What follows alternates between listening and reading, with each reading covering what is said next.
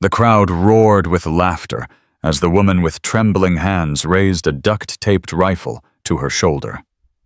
They didn't know they were mocking a ghost. They didn't know that Broken Weapon had already killed more enemies than all their pristine rifles combined.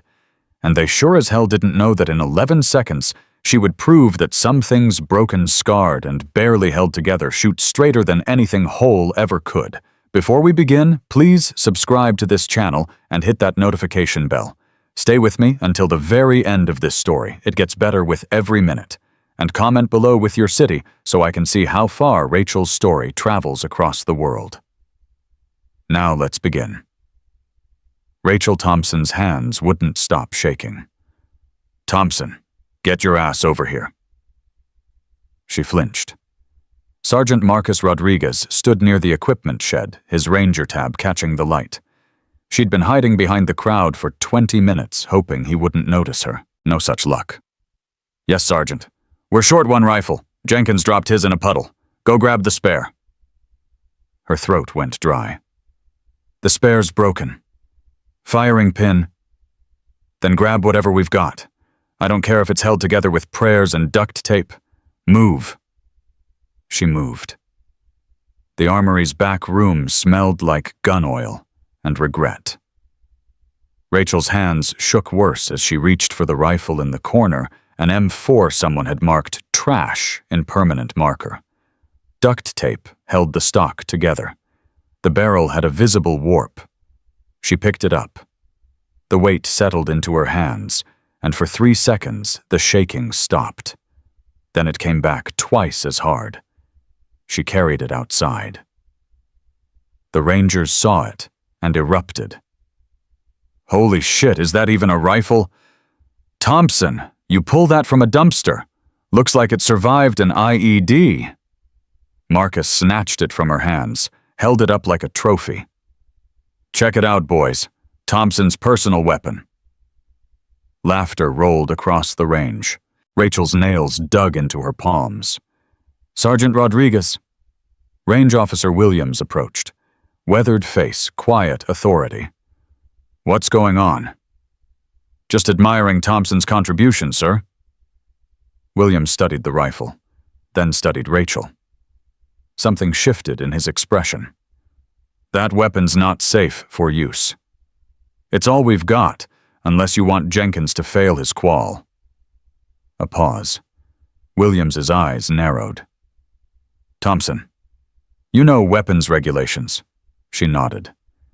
"Then you know that rifle needs testing before anyone uses it." He crossed his arms. "Load 1 magazine. Fire 1 group. If it holds 0, Jenkins can use it." The range went silent. "Sir, I'm not—" "It's in your job description. 5 rounds. Can you do that?" Her hands shook so badly she nearly dropped the rifle. Behind Marcus, some Instagram girl pulled out her phone. Already recording. "This is gonna be gold," the girl whispered. "Shaky maintenance girl tries to shoot." Rachel's vision tunneled. Someone handed her a magazine. 5 rounds. She seated it with a click that echoed in her skull like a gunshot from another life. "Take your time," Williams said. "No pressure." He was lying. She walked to the firing line on legs made of water. 50 meters. Standard silhouette target. Wind from the left maybe 5 miles per hour. 92 degrees. High humidity. Her body remembered all of it. She dropped prone. The trembling stopped.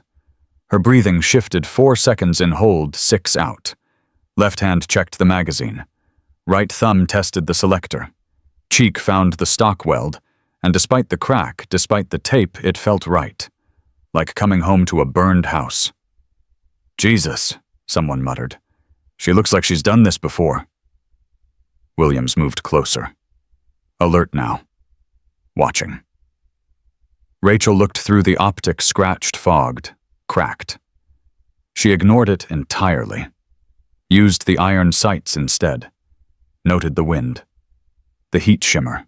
The cant in the barrel that would pull her shots right and low. She exhaled halfway. Stopped between heartbeats. The first shot broke clean. The rifle barked. 50 meters out, a hole appeared 4 inches right of center, exactly where the barrel warp would put it. Rachel adjusted left 4 inches up 1. Exhaled. Second shot punched through 1 inch from the first. The range was dead silent. She fired again. Again. Again. 5 shots, 7 seconds. Every round compensating for the warp, the bad optic, the broken stock. Compensating by instinct carved into muscle by thousands of hours and dozens of kills she tried not to count anymore. When she stood, her hands were shaking again. But downrange, the target told a different story. Williams walked to the spotting scope. "I'll be damned!" Marcus yanked the target down, stormed back. His face was red. "Bullshit. Nobody shoots like that with a trash rifle."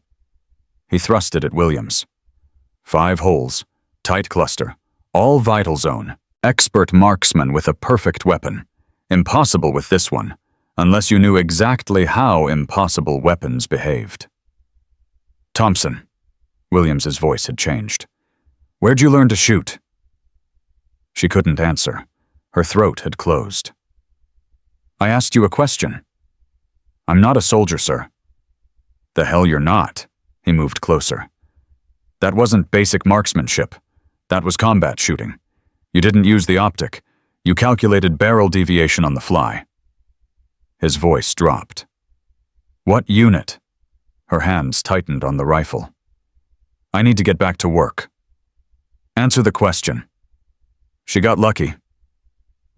Marcus stepped between them. "Beginner's luck. Happens all the time. 5 consecutive bullseyes with a warped barrel isn't luck." A new voice, rough Texas drawl. Staff Sergeant Harrison pushed to the front. He was staring at Rachel like she was a machine that shouldn't work, but did. "That shooting stance.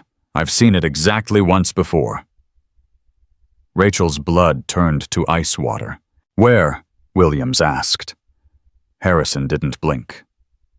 "Syria. 2019. Overwatch for a Ranger patrol. They walked into an ambush. 15 insurgents, elevated positions, perfect kill zone." He paused. "Then someone started shooting from 400 meters north. 11 shots. 11 kills. Through windows. Around corners. Through concealment. Dropped half the enemy in 30 seconds. Nobody breathed. We never saw the shooter, but command said later it was Ghost Squadron, Tier 1 operators who don't officially exist." He took a step toward Rachel. "That stance, that breathing, that's Ghost Squadron technique. They train with broken weapons on purpose." Rachel couldn't breathe.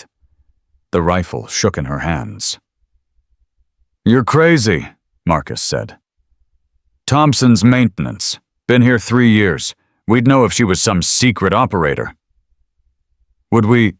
Williams pulled out his phone, typed fast. "Thompson, service number." "I need to leave." That wasn't a request. Service number, now. The numbers came out before she could stop them. 10 years of conditioning. Williams typed. Waited. His face changed. "Holy shit." "What?" Harrison looked at the screen. "Her file's restricted. Can't access training history. Just says classified contact G2 for clearance." He looked up. "Thompson, who are you?" "Nobody." The word broke in half. "I'm nobody." "Bullshit." Marcus grabbed the rifle from her. "You want to prove you're some badass? Fine. Rapid fire drill. Right now. You and me. 25 rounds, multiple positions, 60 seconds. Let's see how lucky you get with real pressure." "Marcus, stand down," Williams ordered. "No, sir. I'm tired of this. Thompson walks around playing weak and broken, now suddenly she's a secret sniper. Prove it." He shoved a magazine at her. "Prove you're not just some clerk who got lucky." Rachel looked at the magazine. At Marcus's face. At the crowd of Rangers who'd watched her tremble for 3 years. At the phone still recording. already streaming to thousands. At the rifle broken, taped, impossible. Something gave way in her chest. "Okay," she whispered. Williams started to protest. Harrison stopped him. "Let her shoot." Marcus took position beside her. Pristine M4. Perfect optic. Straight barrel. Confident smile. He had no idea. Williams raised his hand. 3, 2, 1. Execute. Rachel moved. Prone 5 shots, center mass, 4 seconds. The rifle barking angry. Each shot hitting despite everything. Roll to kneeling magazine, out new mag in bolt release 3 seconds, while her body remembered 100 firefights. 5 more shots, headbox compensating by feel. Standing transition. This is where shooters lost time, lost accuracy. Rachel didn't. 5 shots standing, her body swaying to account for movement wind, the twist in the broken stock. She wasn't just shooting. She was flowing. The rifle was part of her. The trembling wasn't weakness. It was a sensor reading the world, adjusting for variables she couldn't name. Magazine change faster, now hands blurring. Back to prone moving, while she shot rolling to new positions between rounds, the way you did when they shot back. 5 shots scattered across multiple targets. Each one center mass. Final magazine. Standing. 5 shots in 3 seconds. So fast the reports almost blurred. Stillness. She lowered the rifle. Stepped back. Her hands shook worse than ever. Downrange the targets told the story. 25 rounds, 25 hits, all vital. 48 seconds. Marcus was still shooting. Good form. Textbook. Solid accuracy. But slow. Careful. Mechanical. He finished at 59 seconds. 2 misses. Several outside vitals. He stared at his target. Then hers. Then her. How? She didn't answer. Couldn't. Because answering meant remembering. Remembering meant feeling. She'd spent 3 years trying not to feel. Williams examined her targets. Harrison joined him. Low voices that carried anyway. "This isn't possible." "It happened. That rifle should jam every 3rd round." "But it's not. She's compensating. Instinctively." Harrison touched a bullet hole. "You don't learn this in Ranger School. This is operator level. The kind where you drop targets in 0 visibility with unfamiliar weapons because that's all you've got. So what do? Find out who she is. Before this goes viral." Too late. The video was already spreading. 2,000 shares in the time it took Rachel to walk away. By evening, 50,000. By morning, someone who recognized her face. Someone who remembered Ghost Squadron.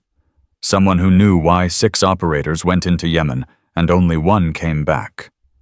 Rachel walked. Past Marcus's shock. Past the murmuring Rangers. Past Williams and Harrison with their questions. Back to the motor pool. Back to the broken Humvees and grease and quiet. Back to where she could pretend to be small and invisible. Where she could pretend the rifle hadn't felt like home. She made it to the bathroom before the tears came. Hard and silent. Ghost Squadron training, no noise, no gasping, nothing that gave away position.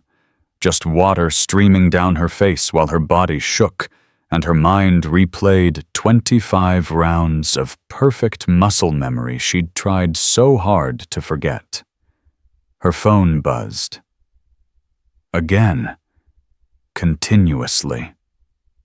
Messages from strangers. Video links. Comments. Shares. Who is this woman? Former military for sure. That shooting is unreal. PTSD, maybe. Look at her hands. Why is she working maintenance if she can shoot like that? Rachel turned it off. Put her head against cool tile. Breathed in combat patterns, 4 in hold, 7, 8 out. It didn't help anymore. Nothing helped. She pulled herself together. Returned to work. Sunset coming. Motor pool quiet, everyone at chow. Just her and broken machines and tools that couldn't judge her. Elbow deep in a Humvee engine when footsteps approached. Go away. Can't do that. Williams. We need to talk. I did your test, rifle works. That's not what this is about. She pulled herself out, wiping grease. Williams and Harrison in the doorway, both serious. I don't want to talk. Tough. Harrison moved closer. In 6 hours, Colonel Patterson sees that video. He'll have questions we can't answer. Questions that bring attention you clearly don't want. So don't show him. It's got 200,000 views. Someone's going to recognize you. Her hands started shaking. She shoved them in her pockets. I'm nobody. Keep saying it. Maybe you'll believe it. Williams crossed his arms. I've done this job 28 years. I know combat shooting. I know operator behavior. And I know when someone's running. He paused. What happened? The question hung like smoke. Rachel looked at these two good men trying to help the only way they knew. She wanted to tell them. Explain why she couldn't be that person anymore. Why the broken rifle felt like holding pieces of dead friends. Why perfect shots reminded her of all the shots she'd missed when it mattered. But telling meant remembering. Remembering meant breaking. She'd worked so hard to hold the pieces together. Nothing happened. I learned to shoot in basic. Got lucky today. That's all. You're lying. Prove it. Harrison and Williams exchanged looks. Silent communication. Then Harrison stepped forward. 6 years ago, Ghost Squadron ran operations in Yemen. Tier 1 stuff too sensitive for records. They were tracking a high-value target coordinating attacks across 3 countries. He watched her face. The whole team was wiped out. 6 operators. Mission classified as a training accident. Rachel's hands clenched. Rumors said 1 survived. Got her team out after taking multiple hits. So damaged they medically retired her under sealed records. Harrison's voice went gentle. Story was she disappeared. Changed her name, maybe. Took a job somewhere quiet where nobody asked questions. Good story. Not mine. Your service number says different. So does that shooting. So does the way you're shaking right now. Williams moved closer.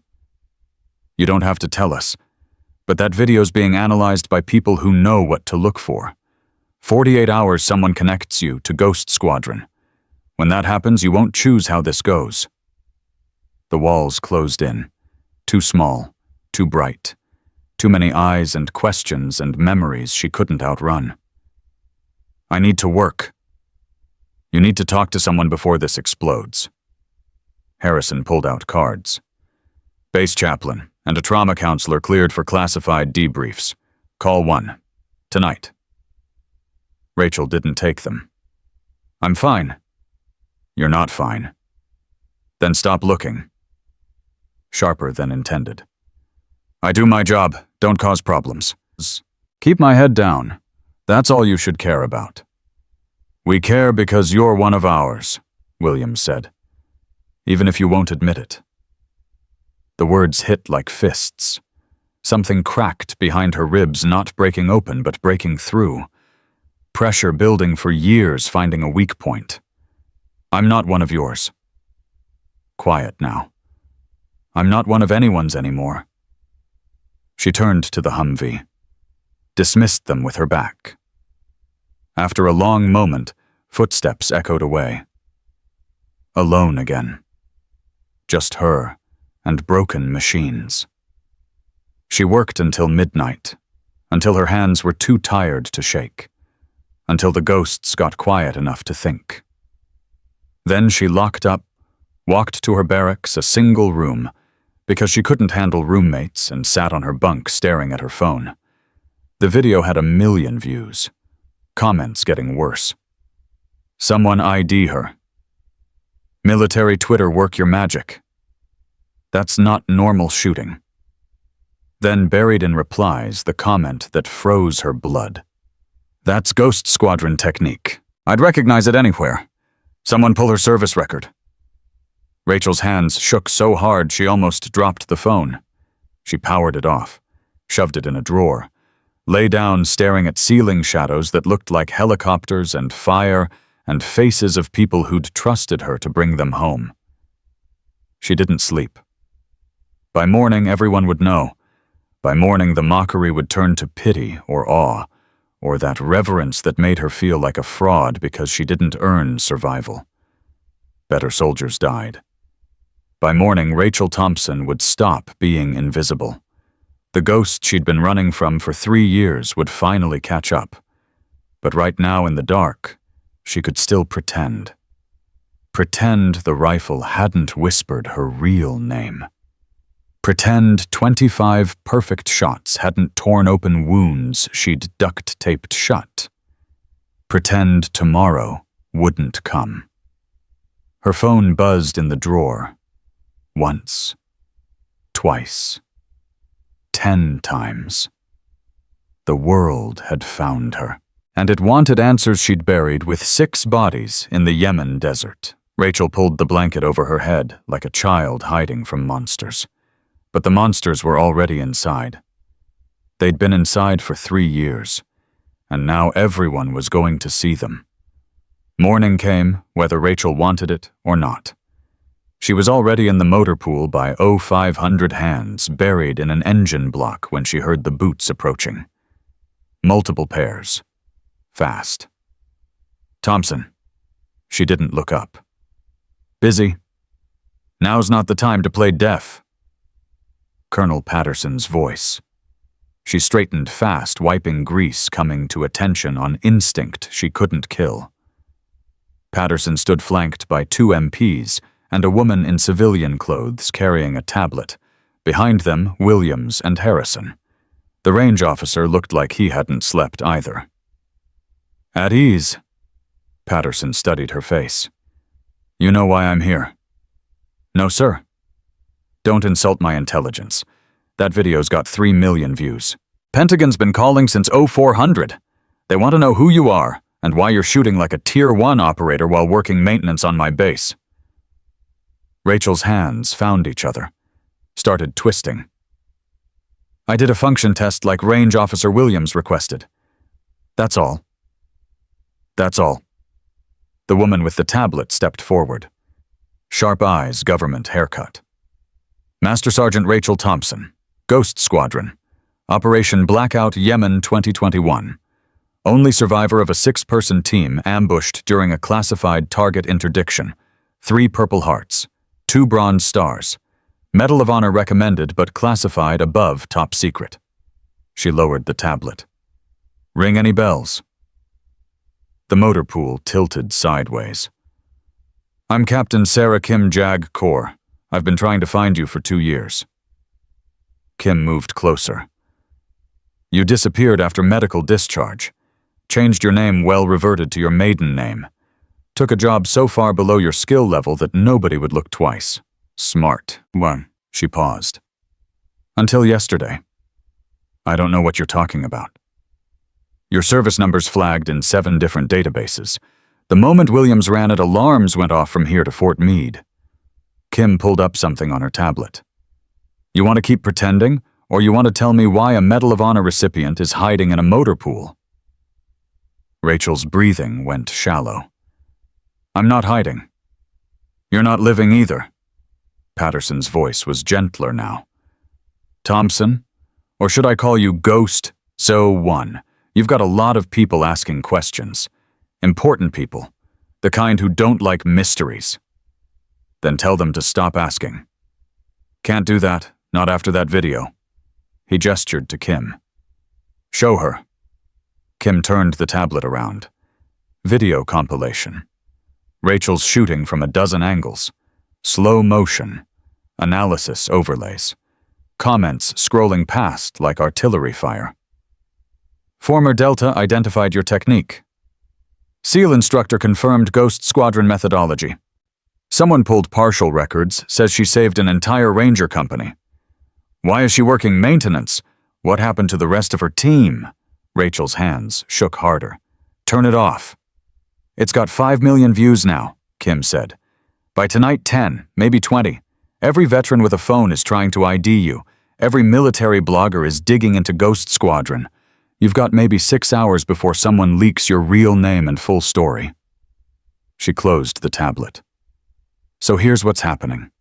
You're going to come with me. We're going to debrief properly. Then we're going to figure out how to manage this before it destroys you. I'm not going anywhere. That wasn't a request. I said no. Rachel's voice cracked. I'm nobody. I fix engines. That's all I do. That's all I'm good for anymore. Bullshit. Harrison spoke for the first time. I've been asking around. You know what I found 3 years ago? This motor pool was running at 60% efficiency. Vehicles breaking down constantly, parts going missing, total disaster. He crossed his arms. Then you showed up. Now we're at 98%. You've saved this base hundreds of thousands in maintenance costs. You work 16-hour days. You volunteer for every shit detail. You're the first one here and the last to leave. So you're not hiding. You're punishing yourself. His voice dropped. For surviving when they didn't. The words hit like rounds to the chest.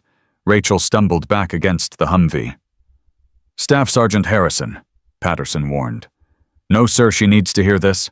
I've seen it before. Survivor guilt. PTSD. The kind that makes good soldiers disappear because they can't face being alive. Harrison moved closer. Thompson, whatever happened in Yemen, it wasn't your fault. You don't know what happened. Then tell us. I can't. Can't or won't. Both. The word came out too loud. Rachel's hands were shaking so bad she had to clench them into fists. You want to know what happened? Fine. 6 of us went in. 1 came out. I watched my team die because I made the wrong call. Because I was team leader and I fucked up and they trusted me and now they're dead. Her voice broke. So yeah, I'm punishing myself. Because I deserve it. Because every breath I take is one they don't get. Because I was supposed to bring them home, and instead She couldn't finish. The words choked off. 3 years of holding it together cracked open right there in the motor pool, while 5 people watched. Kim's voice was quiet. What was the wrong call? Rachel's laugh came out bitter. Does it matter? Yes. We had intelligence on a target, high value, the kind that could save American lives, but the intel was thin, 50-50 chance it was solid. She stared at her shaking hands. I called it. Said we go. My team trusted me, followed me into that compound, and it was a trap. They knew we were coming. They were waiting. How'd you get out? I didn't. Not really. Rachel pulled her collar down. Even through her shirt, the scar tissue was visible, thick, ropey, covering her shoulder and neck. Took shrapnel from an RPG, kept shooting anyway. Got my team to the extraction point, or what was left of them. Her voice went hollow. By the time the helo arrived, I was the only one still breathing. The motor pool was dead silent. You carried them all out, Kim said. It wasn't a question. What was left to carry? Under fire, with those injuries, for 3 kilometers. Rachel's jaw clenched. Doesn't matter. They were already dead. I was too slow, too late, too human. Patterson's voice cut through. Thompson, you made a tactical decision with the information available. That's leadership. Sometimes the intel's bad. Sometimes the enemy's smarter. Sometimes good people die doing the right thing. He paused. That doesn't make it your fault. Feels like my fault. I know. It always does. He glanced at Kim. But hiding in a motor pool for 3 years isn't honoring their memory. It's wasting the life they died protecting. Rachel's hands stopped shaking, went completely still. Don't you dare. Don't you dare use them to— I'm not using anyone. I'm stating facts. Patterson's voice stayed level. You survived for a reason. Maybe to keep being a soldier. Maybe to find a new mission. But definitely not to spend the rest of your life fixing trucks and pretending you're not one of the most lethal operators the Army ever produced. I'm not an operator anymore. Your shooting yesterday says different. That was muscle memory. Doesn't mean anything. It means everything. Kim stepped forward. Thompson, we've been investigating Ghost Squadron, specifically what happened in Yemen, and we found something. She pulled up her tablet again. 2 soldiers from the Ranger Company you saved 4 years ago, the Syria operation Harrison mentioned, Chen and Brooks. Both were in theater when Ghost Squadron deployed to Yemen. Rachel's blood went cold. So they were reassigned 3 weeks before your op. Administrative transfer. Paperwork looked clean. Kim's eyes were hard now. Except it wasn't clean. We traced their communications. They were in contact with a foreign intelligence asset. They sold information about U.S. operations, including Ghost Squadron's mission profile. The motor pool spun. I'm saying your team didn't walk into a random ambush. You were betrayed by American soldiers you'd saved 3 years earlier. Kim's voice was steel. Chen and Brooks sold your location, your mission timeline, your squad composition. They got paid $40,000. Your team got killed. Rachel couldn't breathe, couldn't think. The shaking came back so hard her teeth rattled. Where are they? The words came out flat. Dead. Where are Chen and Brooks? Stateside, Fort Benning actually. Transferred here 8 months ago. They're here, yes, and they don't know we're onto them. We've been building the case quietly, waiting for enough evidence. Kim paused. Then your video went viral. Chen saw it, recognized you, made a panicked call to his handler. We intercepted it an hour ago. What did he say? That Ghost 01 was alive and he needed to disappear, fast. Kim's expression was grim. We arrested them 20 minutes ago. They're in custody. Espionage, treason. They're looking at life in Leavenworth, maybe execution. Rachel's legs gave out. She sat down hard on the concrete. Her mind was white noise. 3 years of thinking it was her fault. 3 years of guilt so heavy she could barely stand. 3 years of punishing herself for a decision that wasn't the problem. The problem was betrayal. The problem was 2 soldiers who valued money over lives. The problem was that her team died because of greed, not her leadership. Her voice didn't work right. I need a minute. Take 5. Patterson nodded to the MPs. They stepped outside. Williams and Harrison followed, leaving just Kim and Patterson. Rachel put her head between her knees. Breathed. 4 in. Hold. 8 out. Combat breathing that didn't help because this wasn't combat. This was worse. This was learning that everything she'd believed for 3 years was a lie. Why didn't anyone tell me? She finally asked. We didn't know, Patterson said. The investigation only got serious 6 months ago when discrepancies showed up in Syria operation reports. Before that, everyone assumed Yemen was just bad luck, bad intel, wrong place, wrong time. But it wasn't. No, it was murder. Kim crouched beside her. Thompson, what happened to your team wasn't your fault. It was never your fault.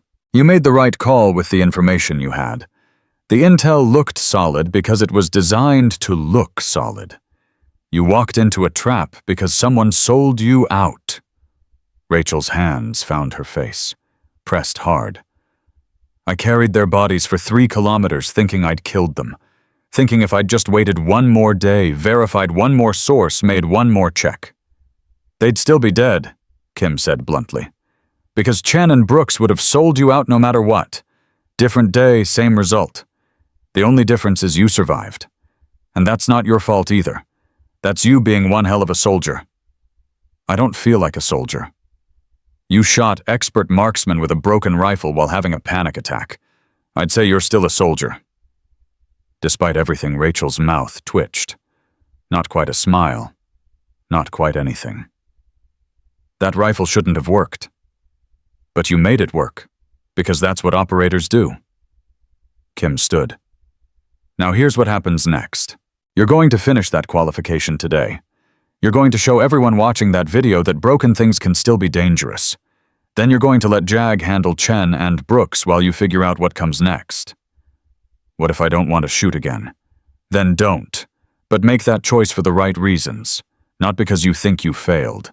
Not because you're punishing yourself, but because it's actually what you want. She offered a hand. Deal. Rachel looked at the hand, at Kim's face, at Patterson watching quietly. She thought about her team, about carrying them through the desert, about 3 years of silence and grease and engines that couldn't talk back or judge or ask questions she couldn't answer. She thought about 25 perfect shots yesterday, about how the rifle had felt right even when everything else felt wrong, about muscle memory that wouldn't die even when she wanted it to. She took Kim's hand. Let herself be pulled up. I'll shoot, she said quietly. But not for you. Not for the army. For them. For Ghost Squadron. That's all we're asking. Patterson opened the door. Range is set up. Full qualification course. You don't have to break any records. Just show the internet you're still standing. Rachel wiped her face, straightened her coveralls. The broken rifle. Still here? Still garbage? He smiled slightly. Thought you might want it. She did. God help her, she did. They walked to the range together. Dawn was breaking now, turning the sky pink and gold. The air was cool. Quiet. In 3 hours, the base would wake up, and the crowds would come, and the phones would start recording again. But right now it was just her and the rifle and the ghosts. The range was empty except for William setting up targets. He saw her coming and nodded once. Thompson. Williams. Heard about Chen and Brooks. Heard what they did. He handed her the rifle. I'm sorry. Not your fault. Still sorry. Nobody should carry what you've been carrying, especially not alone. He checked the targets. You ready? Rachel chambered around, felt the bolt seat home. No. Good. The ready ones are dangerous. He stepped back. 50 targets, multiple distances, prone, kneeling, standing, moving. Standard qual plus some extras. Take your time. How long do I have? As long as you need. She moved to the line, dropped prone, looked downrange at targets scattered from 25 meters to 300. Targets that would test everything. Precision, speed, compensation, control. Everything she'd spent 3 years trying to forget. She breathed in, held, exhaled halfway. The rifle settled into her shoulder like it belonged there, like it had been waiting 3 years for her to come home. She fired. The first target dropped at 25 meters. Clean hit. Second target. 50 meters. Wind compensation. Down. Third. 75. Moving target. Tracked it. Led it. Fired. Down. She moved through the course like water. Like fire, like something that had been broken and duct-taped back together but still remembered how to kill. Each shot was perfect, each movement economical, each transition smooth. Her hands shook between shots, steadied during, shook again after. But the targets kept falling. Williams watched through binoculars. Patterson and Kim stood behind him. Harrison had shown up somewhere around shot 20. By shot 30, a crowd had gathered. Rangers, support staff, people who'd seen yesterday's video and wanted to see if it was real. They watched her drop 40 targets in 8 minutes. Watched her compensate for barrel warp on instinct. Watched her move between positions like she'd done it 10,000 times. Because she had. 45 targets down. 5 to go. Williams keyed his radio. "Releasing aerial targets." Rachel's head snapped up. "What? Final test, drones, remote-controlled. Bonus round, technically. You don't have to." She was already tracking them. 3 drones lifted off from behind the berm, small and fast, following erratic patterns, designed to simulate birds or enemy surveillance. Real operators trained against aerial targets, because sometimes the threat came from above. Rachel tracked the first drone. Led it. Squeezed. The rifle barked. The drone exploded mid-air. The crowd gasped. Second drone. Harder angle. Moving faster. She adjusted. Fired. Down. Third drone. Distance now maybe 200 meters. Wind pushing it. She calculated angles she couldn't name. Compensated for things she felt more than thought. Fired. 3 seconds of flight time. The drone disintegrated. The crowd erupted, cheering, shouting, phones recording from every angle. Rachel lowered the rifle. Her hands were shaking so bad she could barely hold it. Williams walked over slowly. "Thompson, you just shot down 3 aerial targets with a warped rifle. In 11 seconds. 12. 11. I was timing." He took the rifle carefully.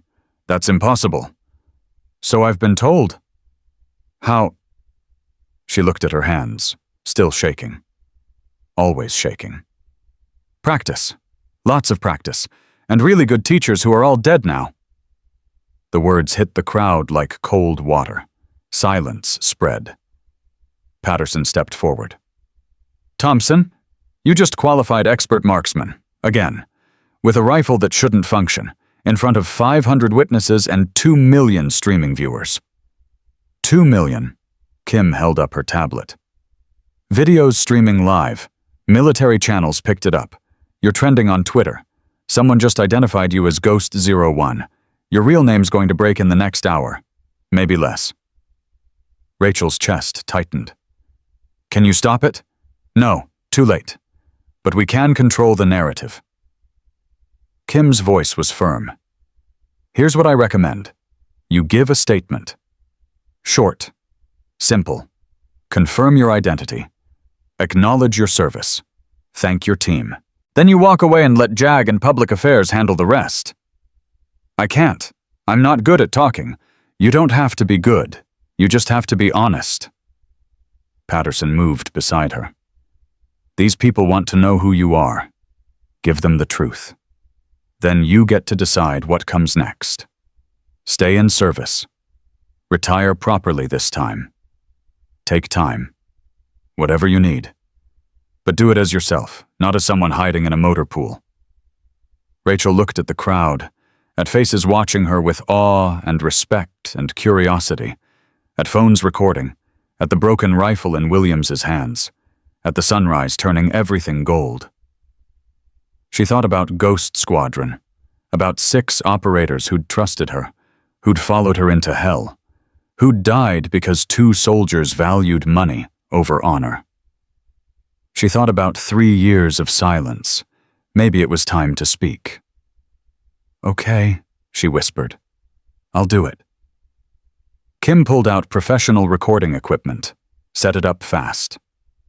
When you're ready, take your time. Rachel faced the camera. Faced the world.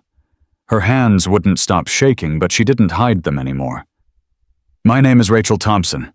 Call sign Ghost 01. I served with Ghost Squadron, a classified special operations unit. 6 years ago, my team and I deployed to Yemen. We were betrayed by 2 American soldiers who sold our location for money. My team died. I survived. For 3 years I've been hiding because I thought their deaths were my fault. She paused, swallowed hard. I was wrong. They died because of betrayal, not my leadership. And I'm done hiding. The crowd was dead silent. I'm not a hero. I'm just someone who survived when better people didn't. But I'm going to honor their memory by living instead of just existing. By being the soldier they trained me to be. By making sure their sacrifice meant something. Her voice cracked. This is for Ghost Squadron, for Chen Martinez Davis, Johnson Wilson, and Ghost 06, whose real name I still can't say because it's classified. You deserved better. You deserved to come home. And I'm sorry I couldn't bring you back alive. Tears ran down her face. She didn't wipe them. But I can promise you this. The soldiers who sold you out are going to prison. Justice is coming. And I'm going to keep fighting. Because that's what you trained me to do. That's what you'd want. She looked directly at the camera. Nunquam oblitus. Never forgotten. Ghost Squadron forever. She stepped away from the camera. The crowd stood frozen for 3 heartbeats. Then someone started clapping. Slow at first. Then faster. Then everyone joined in. 500 people applauding a woman who'd been invisible for 3 years, who'd just torn open her chest and showed her scars to the world. Rachel stood there shaking, crying, barely holding together. Kim turned off the camera. That was perfect. That was the hardest thing I've ever done. Harder than Yemen? Yes, because this time I chose it. Patterson offered his hand. Welcome back, Master Sergeant. She shook it. His grip was firm. Real. I'm not sure I'm back yet. You will be. Takes time. But you're already standing. That's the hardest part. Marcus Rodriguez pushed through the crowd. His face was pale. Thompson, I'm sorry. I didn't know. Yesterday I was a complete asshole, and Stop. Rachel held up a hand. You didn't know because I didn't want you to know. Not your fault. I challenged you to prove yourself when you'd already proven yourself 100 times over. You challenged me because I looked weak, and I did look weak, because I was weak. She met his eyes. But being weak isn't the same as being broken. Broken things can still work. They just work different. Marcus looked at the rifle Williams was holding. That rifle shouldn't work at all. Neither should I. But here we are. And she almost smiled. Besides, you're not the worst bully I've dealt with. Not even top 10. Despite everything, he laughed. Jesus, Thompson, you're terrifying. Good. Maybe you'll think twice before mocking the next person who looks broken. Yeah. Lesson learned. The crowd was dispersing now. Phones still recording, but the energy shifting. People moving back to duty. The show was over. Life went on. Rachel walked to the motor pool. Kim followed. What now? Rachel asked. Now you rest. Take a few days. Let this settle. Let Jag handle Chen and Brooks. Let public affairs manage media. Kim handed her a card. But when you're ready, call me. We need to talk about what comes next. Real options. Not just hiding. Rachel took the card, stared at it. What if I'm not ready? Then wait until you are. But Thompson, you just gave a speech to 2 million people while crying and shaking and barely holding together. You're stronger than you think. Doesn't feel like it. It never does. That's how you know it's real. Kim left. Rachel stood alone in the motor pool. The morning was bright now. Warm. Normal. Engines needed fixing. Work needed doing. Life needed living. She picked up a wrench, put it down, picked it up again. Her hands were still shaking. Would probably always shake. But maybe that was okay. Maybe shaking meant you survived something worth shaking about. Maybe broken things didn't need to be fixed. Just understood. Accepted. Used different.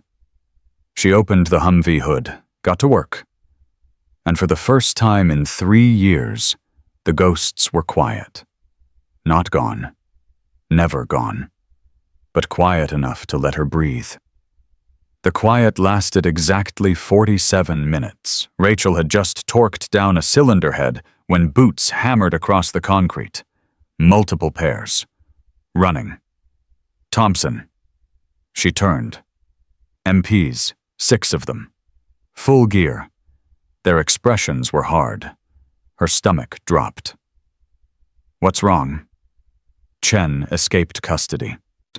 The wrench fell from her hands. Clattered on concrete. What? 30 minutes ago, during transport to the stockade. Vehicle ambush. 3 MPs injured. Chen's gone.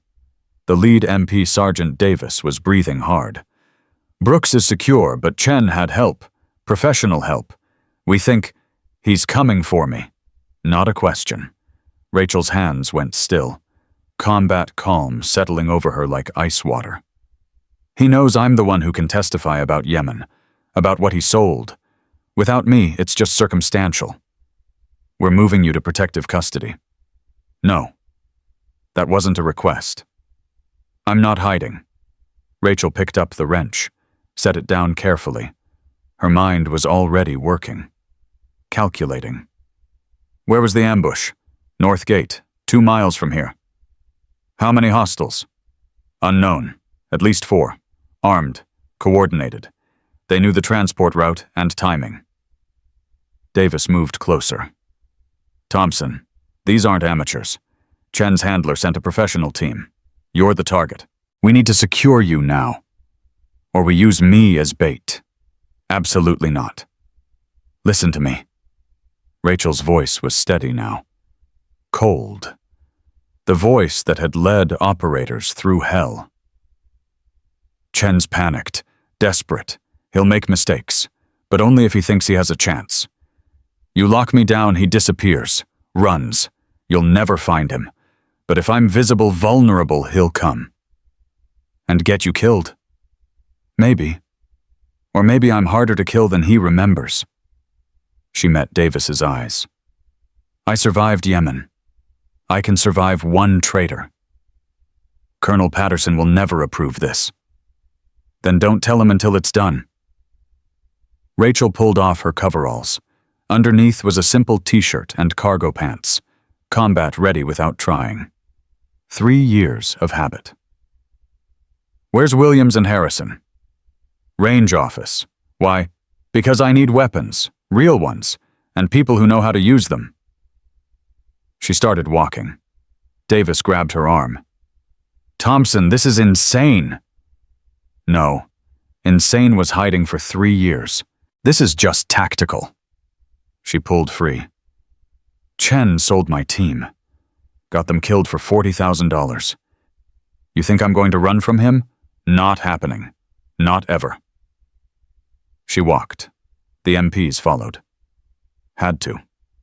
Orders or not, you didn't let an asset walk into danger alone. Williams and Harrison were reviewing range scores when Rachel burst in. Both men looked up, saw her face, stood immediately. What happened? Harrison asked. Chen escaped. He's coming for me. I need weapons, standard loadout, body armor if you've got it, and I need shooters, people who won't flinch when it goes hot. Williams didn't hesitate. Armory, now. He grabbed keys. Harrison, get Rodriguez and his fire team. Tell them gear up for hostile contact urban environment. On it. Harrison was already moving. Thompson. Williams turned as they walked. You sure about this? No, but I'm doing it anyway. Good enough. The armory smelled like gun oil and possibilities.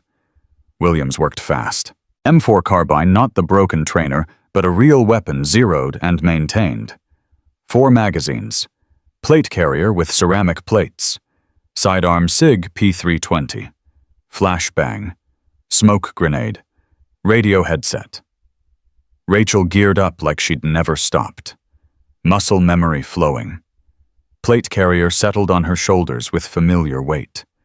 Magazines seated in pouches. Sidearm holstered on her thigh. Radio clipped and tested. How's it feel? Williams asked. Like coming home. She charged her rifle, checked the optic. Clear glass, straight barrel. Perfect weapon for an imperfect situation. Where's the best position to make a stand? Depends. Where do you think Chen will hit? Motor pool. He knows that's where I work, where I'm comfortable, where I'll be alone. Rachel's mind was clicking through options. He'll wait until dark. Come in quiet. Try to make it look like an accident or suicide. Clean and simple. So we set up there. Overlapping fields of fire. Night vision, motion sensors. No. Rachel shook her head. We make it look vulnerable. One light, one exit. Me working late like always. He comes in thinking I'm alone. Then you collapse on him from outside. You're the bait. I'm always the bait. That's what Ghost Squadron did. 1 operator exposed, 5 hidden. Let the enemy commit. Then kill them all. Her voice was flat, professional. The voice of someone who'd done this before. Except this time I'm both. The bait and the trap. Marcus Rodriguez appeared with 4 Rangers, all geared up, all looking serious. Heard you need shooters, Marcus said. We're in. You don't have to do this. Yeah, we do. You saved Rangers in Syria. You saved God knows how many others in places we'll never hear about. And we mocked you, laughed at you, called you weak. His jaw clenched. Time to make that right. Rachel looked at these 5 soldiers. Good men. Young. Some probably hadn't seen real combat. If Chen's team is professional, this could get ugly fast. People could die. Then we better shoot straight. Marcus checked his rifle. What's the plan? Rachel pulled out her phone, opened a notes app, drew a quick diagram of the motor pool. Building's got 3 entrances. Main door here, side door, rear loading bay. He'll probably use the rear darkest most concealment. I'll be at the main workbench. Visible from the rear entrance, but not directly facing it. Natural position for working late. She tapped the screen. Williams, you're here. Northwest corner. Elevated position on the supply racks. You'll have angle on the rear entrance. Harrison southwest. Same elevation opposite side. Crossfire if he enters through rear. What about us? Marcus asked. You're outside. 2 positions. 1 covering the side door. 1 mobile to block escape routes. If Chen's team is smart, they'll have overwatch somewhere. Probably a vehicle staged for quick exit. You find it. Disable it. Cut their exfil. And if they spot us first, they won't, because you're Rangers, and this is what you train for. Rachel met his eyes. But if they do, you engage. Hard. Fast. No mercy. Because these people helped kill Ghost Squadron. They don't get second chances. Marcus nodded slowly. Rules of engagement. Anyone who enters that motor pool armed and hostile is enemy combatant. Neutralize with extreme prejudice. She paused. But Chen is mine. He goes down last. I need answers first. What kind of answers? Who else was involved? How deep the betrayal goes, if there are more operators at risk. Her hands clenched on her rifle. And I need him to know it was me, that Ghost 01 didn't die in Yemen, that he failed. Williams pulled out a radio. I'll coordinate with base security, get them to pull back from the motor pool, make it look abandoned. Chen's probably monitoring security frequencies. He'll see the gap and think it's his opening. How long until dark? 4 hours. Then we've got 4 hours to get this right. Because we only get one chance. Rachel checked her watch. And if Chen's handler is smart, they're already moving. Clock's ticking. The next 4 hours were preparation. Drills, position checks, comm tests, rehearsing angles and fire lanes, making sure everyone knew their sectors, their triggers, their fallback positions if things went sideways. Rachel moved through it like she'd never left, correcting positions, adjusting fields of fire, testing sight lines. Her hand still shook between tasks, but steadied when she touched her rifle. Like the weapon gave her purpose. Focus. Permission to be what she'd been trained to be. By 1800 hours, everyone was in position. Motor pool lights were off except one workbench lamp. Rachel sat there in coveralls, tools spread out, working on an engine block like she did every night. Routine, normal, vulnerable. But under the coveralls was body armor. In her toolbox was her sidearm. Her rifle was propped against the workbench, hidden by her body angle. And in her ear was the radio connecting her to 5 shooters covering every angle. "Comms check," Williams whispered. "Alpha, set," Harrison replied. "Bravo, set." Marcus from outside. "Ghost." Rachel keyed her mic twice.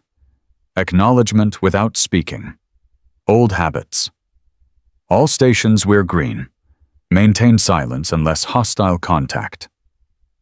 Williams's voice was calm, professional. "Thompson, you good?" 2 more clicks. "Copy. Stand by." Rachel went back to working, removed a bolt, set it aside. Her hands were shaking again, but she let them. Let herself look vulnerable. Tired. Alone. Everything Chen would expect. The minutes crawled past. 1900 hours. 2000. 2100. Nothing. Rachel's back was starting to ache from the position. The armor was heavy. The tension was wearing on her, making her doubt. Maybe Chen wasn't coming. Maybe he'd run instead. Maybe. Her phone buzzed. Text from an unknown number. "Working late, Ghost, so 1." Her blood turned to ice. She keyed her mic once. Alert signal. Then typed back slowly. "Who is this?" "Someone who made a mistake 3 years ago. Someone who'd like to correct it." "Chen." "Smart girl. You always were. That's why you survived. That's why you're a problem now." "Where are you? Close enough to see you shaking. PTSD's a bitch, isn't it? Makes you weak. Vulnerable. Not like the operator you used to be." Rachel's jaw clenched. Keep him talking. "You sold us out. Why? Money. Why else 40,000 to make a phone call? Easiest cash I ever made. My team died. Operators die. That's the job. You know that. They were your brothers. They were liabilities. Too good. Too heroic. Made the rest of us look bad." A pause. "Besides, the people I work for now pay better. Treat me better. No stupid honor code. Just money and results." "Who do you work for?" "Wouldn't you like to know? Maybe I'll tell you before you die. Make it mean something." Another pause. "You're bait, aren't you? Think you're so smart. Setting a trap. Got shooters in the rafters, rangers outside. Very professional." Rachel's heart hammered. He knew. "If you know it's a trap, why text me?" "Because my team's better than yours, and because I'm not actually there. I'm watching on satellite feed." "Nice try, though." She keyed her mic. "He's not coming. He's remote. Satellite surveillance." "Fuck." Williams's voice. Then who? The rear door exploded inward. Breaching charge. Flashbang. Smoke. 4 shapes moving fast through the cloud. Professional stack. Weapons up. Rachel dove behind the workbench, grabbed her rifle. Contact rear. Williams opened up from above. Controlled bursts. 1 hostile dropped. The others scattered. Returned fire. Rounds sparked off metal. Shattered glass. Rachel popped up. Acquired target. Fired twice. Center. Mass. The hostile went down hard. 2 down, Harrison called. I've got angle on gunfire, cut him off. Different weapon, heavier, from outside. Contact north side, Marcus's voice. Multiple hostiles. We're engaged. Rachel's mind went cold. Calm. This was what she trained for. Chaos, fire, death coming fast. She moved left, used the Humvee as cover, saw a hostile reloading behind a toolbox, shot him through the gap. Headshot. Down. 3 down, she called. 4th hostile retreating rear. Williams fired. Missed. Lost him in smoke. Rachel was already moving. Through the smoke. Low and fast. Her rifle up. Scanning. The 4th hostile was at the rear door. Turning. Weapon coming up. She fired first. Double tap. He dropped. 4 down. Motor pool secure. Negative. Marcus's voice was strained. We've got shit at least 6 hostiles out here, professional kit. They're pushing hard. Rachel ran for the side door. Hit it fast. Saw Marcus's position taking fire from 2 angles. Muzzle flashes in the dark. Tracers cutting through night. She dropped prone. Aimed. Found the first hostile. Squeezed. Down. Found the second. Fired. Down. 2 more down, Marcus shouted. Keep it coming! Harrison burst out behind her, took position on her right. Both of them firing now. Controlled aggression. Each shot deliberate. Each round finding targets. The hostile fire slackened. Broke. Figures retreating into darkness.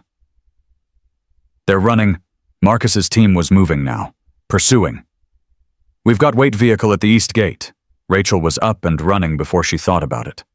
Full sprint toward the east gate. Her armor weighed a ton, but adrenaline made her light, made her fast. She reached the gate in time to see a black SUV accelerating. Saw a figure in the back seat. Just a glimpse through tinted windows. Chen, watching her. Even from here she felt it. His eyes on her. She raised her rifle. Aimed at the driver. Started to squeeze. A hand caught her barrel. Pushed it down. Don't. Williams. Breathing hard. We've got their vehicle tags. Base security's already calling it in. Local PD will have roadblocks up in 5 minutes. He'll get away. Maybe. But you can't shoot through traffic. Too many civilians. Rachel wanted to argue. Wanted to take the shot anyway. But Williams was right. Chen was already gone, disappearing into the night. She lowered her rifle. Casualties. 2 Rangers hit, non-critical, already getting medic attention. Williams keyed his radio. All stations sound off. Harrison, green. Marcus, green. Jenkins took one in the armor plate. He's pissed, but fine. Rodriguez's team, all green. Rachel's legs gave out. She sat down hard on the concrete. Her hands were shaking so badly the rifle rattled against her armor. Thompson. Williams crouched beside her. You hit. No, I'm... She couldn't finish. The adrenaline was draining now, leaving her hollow. I'm okay. That was some of the best shooting I've ever seen. You dropped 4 hostiles in under 2 minutes, in smoke and darkness, while they were shooting back. Training. Her voice sounded far away. Ghost Squadron. We trained in worse. I believe it. He helped her stand. Come on. Patterson's going to want a debrief. and probably chew us all out for running an unauthorized op. Worth it. Hell yes. We just killed or captured most of Chen's support team. He's alone now. Exposed. We'll get him. They walked back to the motor pool. Emergency lights were everywhere now. Medics, MPs, officers shouting orders. The 4 dead hostiles were being photographed, documented. Their weapons and gear spread out for analysis. Colonel Patterson stood in the middle of it all. His face was unreadable. When he saw Rachel, he walked over slowly. Master Sergeant Thompson, Sergeant Williams, would one of you like to explain why you ran a combat operation on my base without authorization? Rachel opened her mouth. Williams beat her to it. My call, sir. Thompson informed me of the threat. I made tactical decision to use available assets for defensive operation. Full responsibility is mine. Bullshit. Patterson looked at Rachel.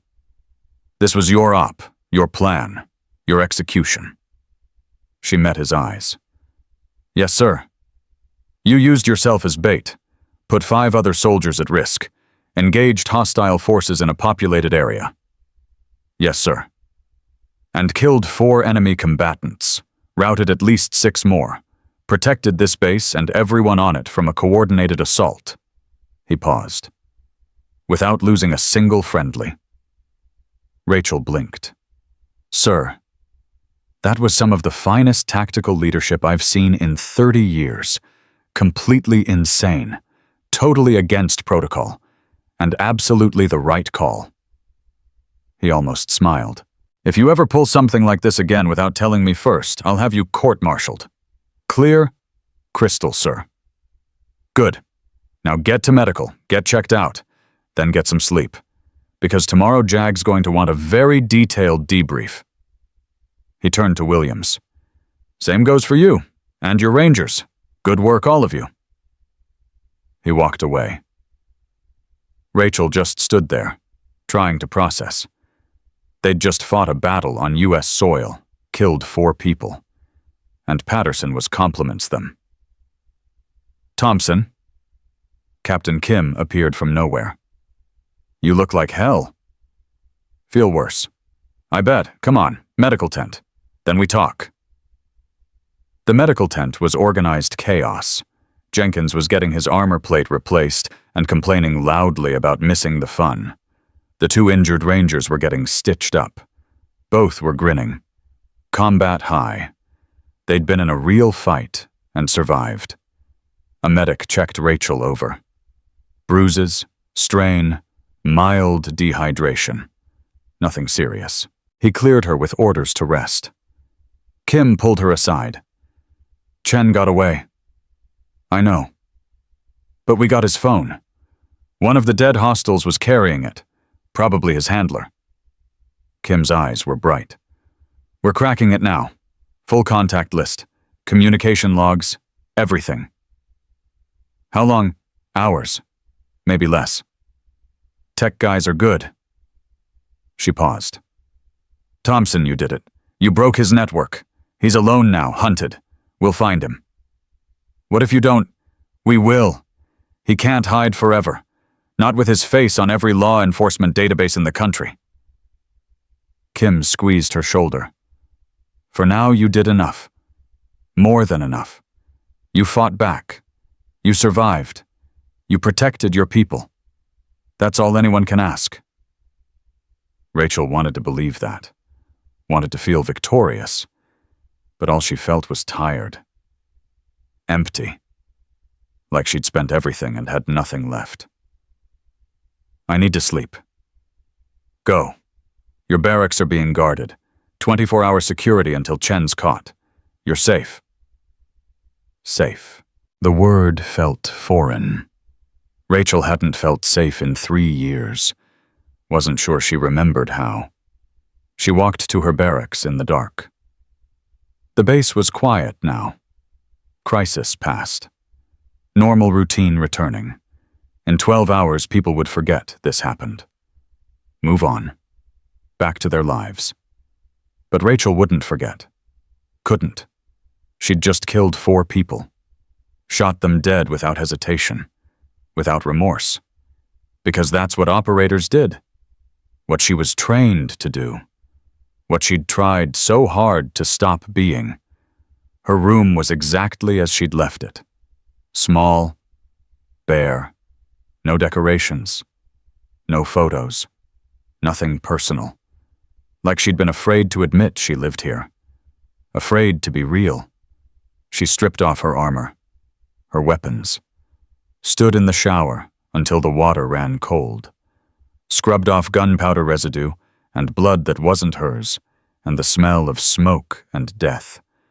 When she finally lay down, she expected nightmares, expected Yemen to come roaring back, expected to see her team's faces. Chen's smirk, the hostile she'd shot in the head through the gap. Instead, she slept, deep and dreamless, the sleep of someone who'd done what needed doing, who'd protected her people, who'd fought back instead of hiding, who'd remembered even for one night what it felt like to be a soldier. When she woke, her phone had 47 messages. One was from Kim. "We found Chen, Vienna, Austria, trying to board a flight to Moscow. Local police have him in custody. Extradition paperwork filed. He's coming home." Rachel read it 3 times, then put the phone down. Chen was caught. The man who'd sold Ghost Squadron. Who'd gotten her team killed. Who'd tried to finish the job. He'd failed. She'd survived. Again. Her hands were shaking, but this time it felt different. Not fear, not trauma. Something else. Maybe hope.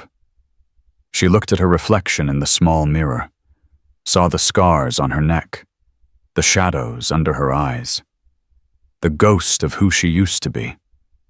But also something new, something that hadn't been there yesterday. Someone who'd fought back, who'd led soldiers, who'd protected people and remembered what it meant to be Ghost 01. Someone who was maybe possibly starting to believe she deserved to be alive. It wasn't much, but it was a start. And sometimes starts were enough. Rachel's second message was from a number she didn't recognize. International code. Austria. "This isn't over, Ghost. You think catching me changes anything? There are others. Deeper than you know. Sleep well." Her hands stopped shaking, went completely still. She forwarded the message to Kim. 3 seconds later, her phone rang. "He sent that from police custody." Kim's voice was tight. "How the hell?" "He's got protection. Someone inside." Rachel was already dressing. Combat pants, t-shirt, boots. "Chen's not the top. He's middle management. Someone bigger is running this.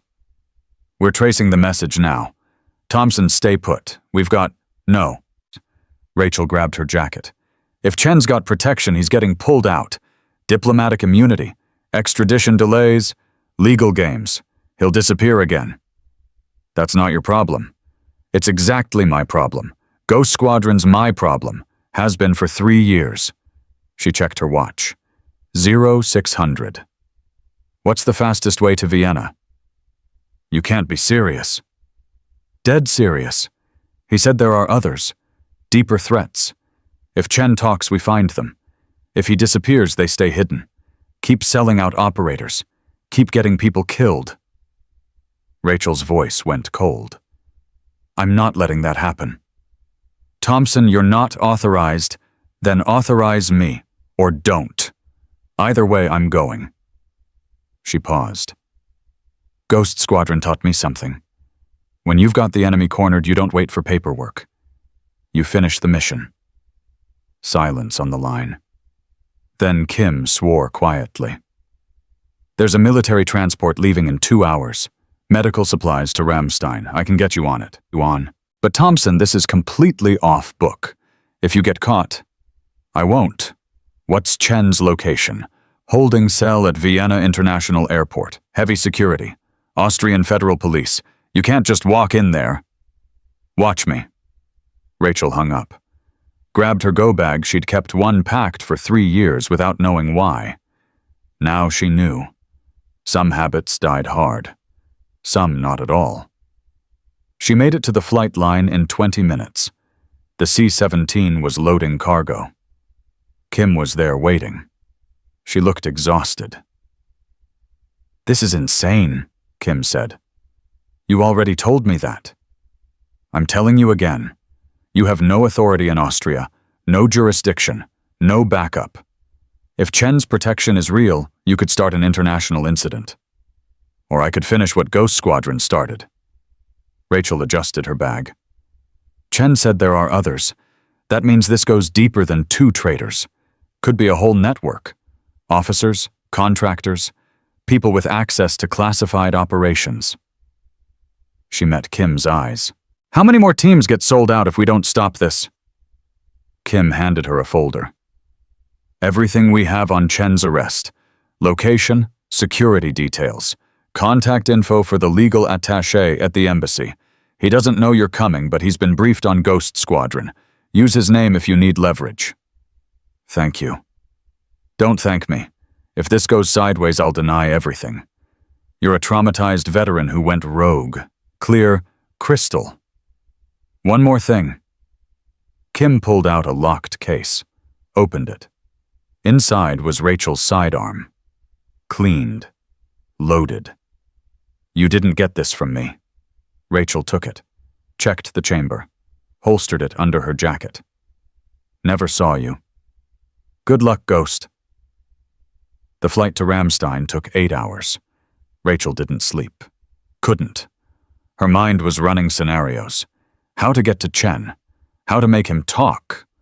What to do if his protection was real and extraction came. She'd been to Vienna once before. 6 years ago. Pre-deployment training with Ghost Squadron.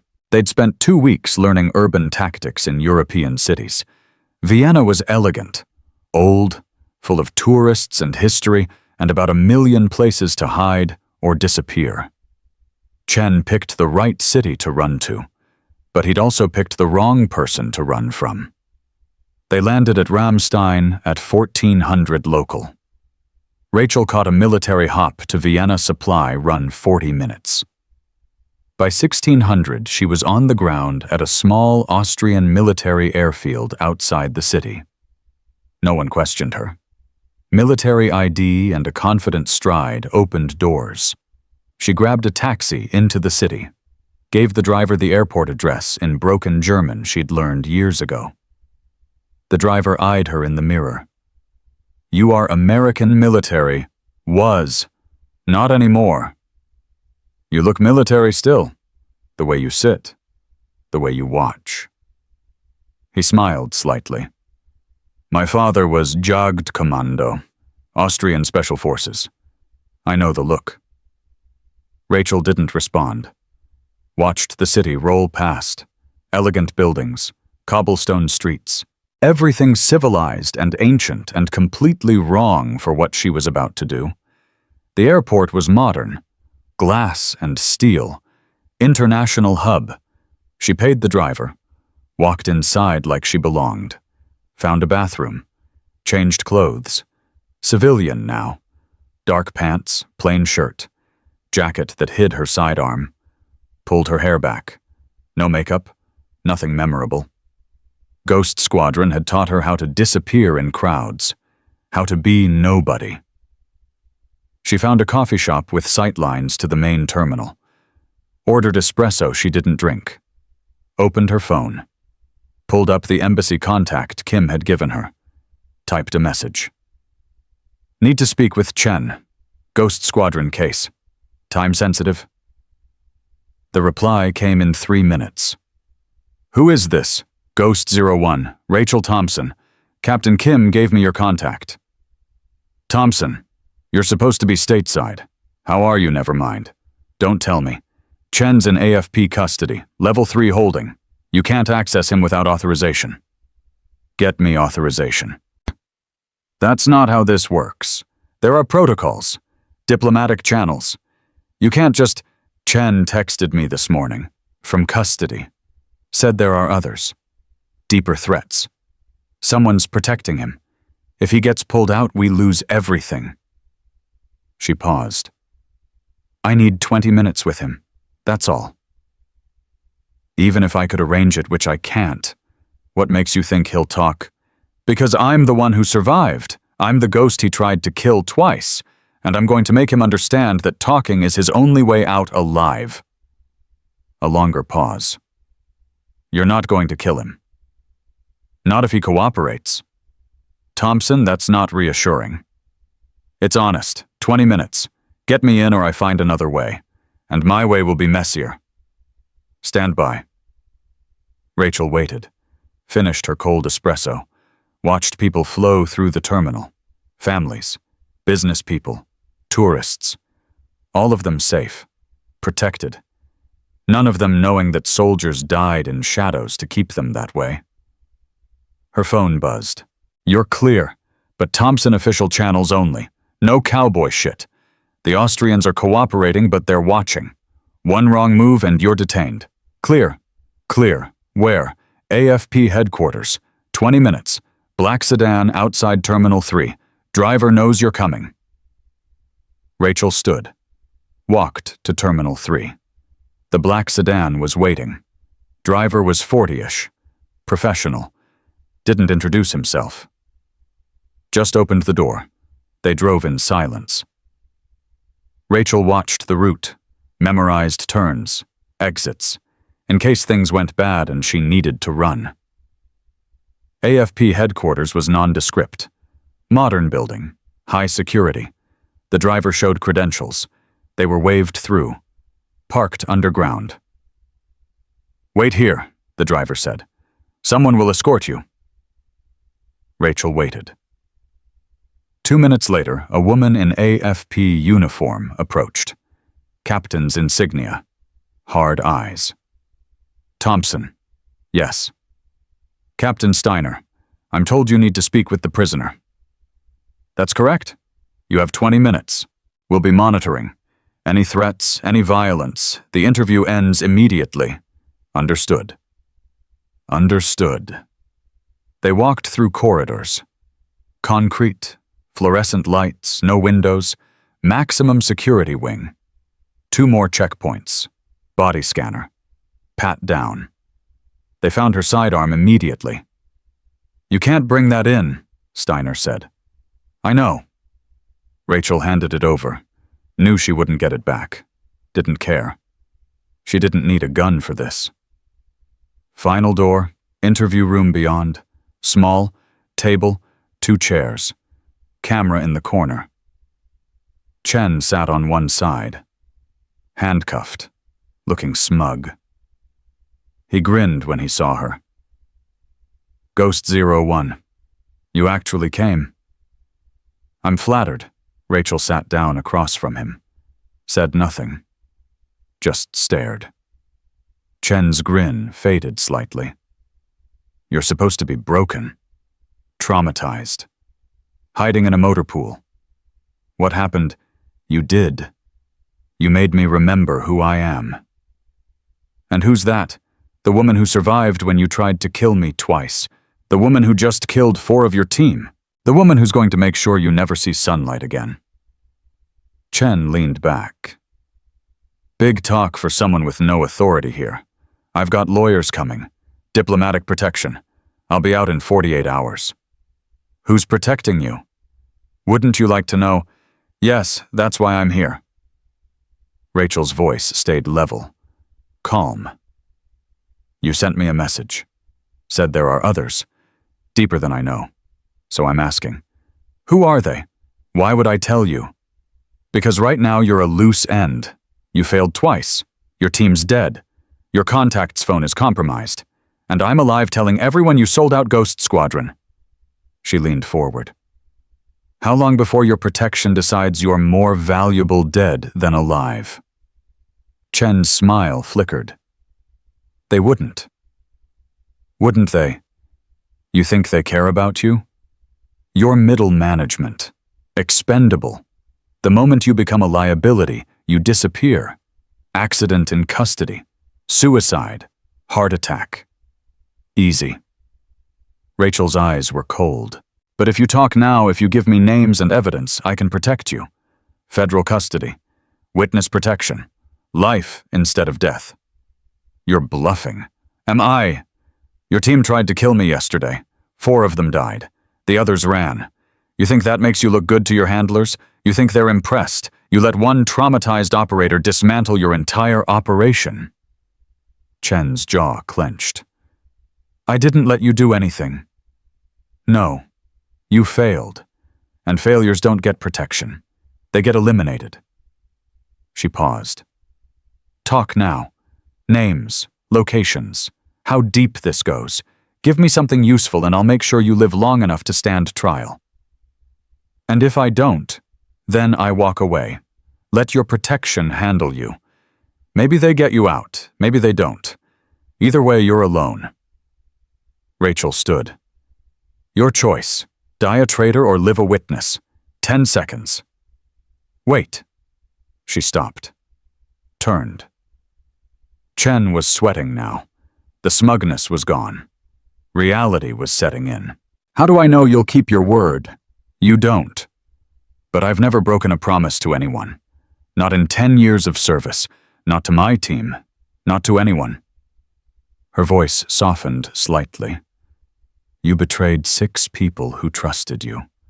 I won't do the same. Give me something real and I'll fight for you. That's the best offer you'll get. Chen stared at his cuffed hands. There's a network. Started 5 years ago. Officers, contractors, some agency people.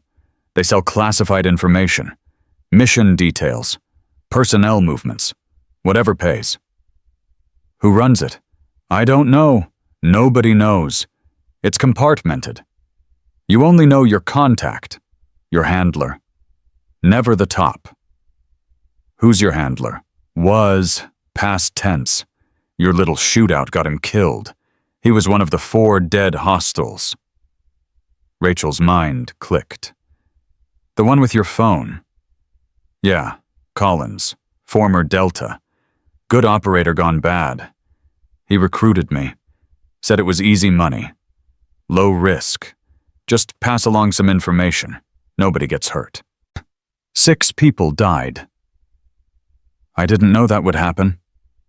Collins said it was just intel gathering, routine stuff. I didn't know they'd use it to set up an ambush. By the time I figured it out, I was in too deep.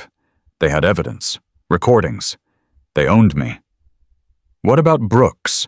Same story. Collins recruited him separately. We didn't even know about each other until after Yemen. Chen looked up. There are more. At least a dozen that I know of. Probably more I don't.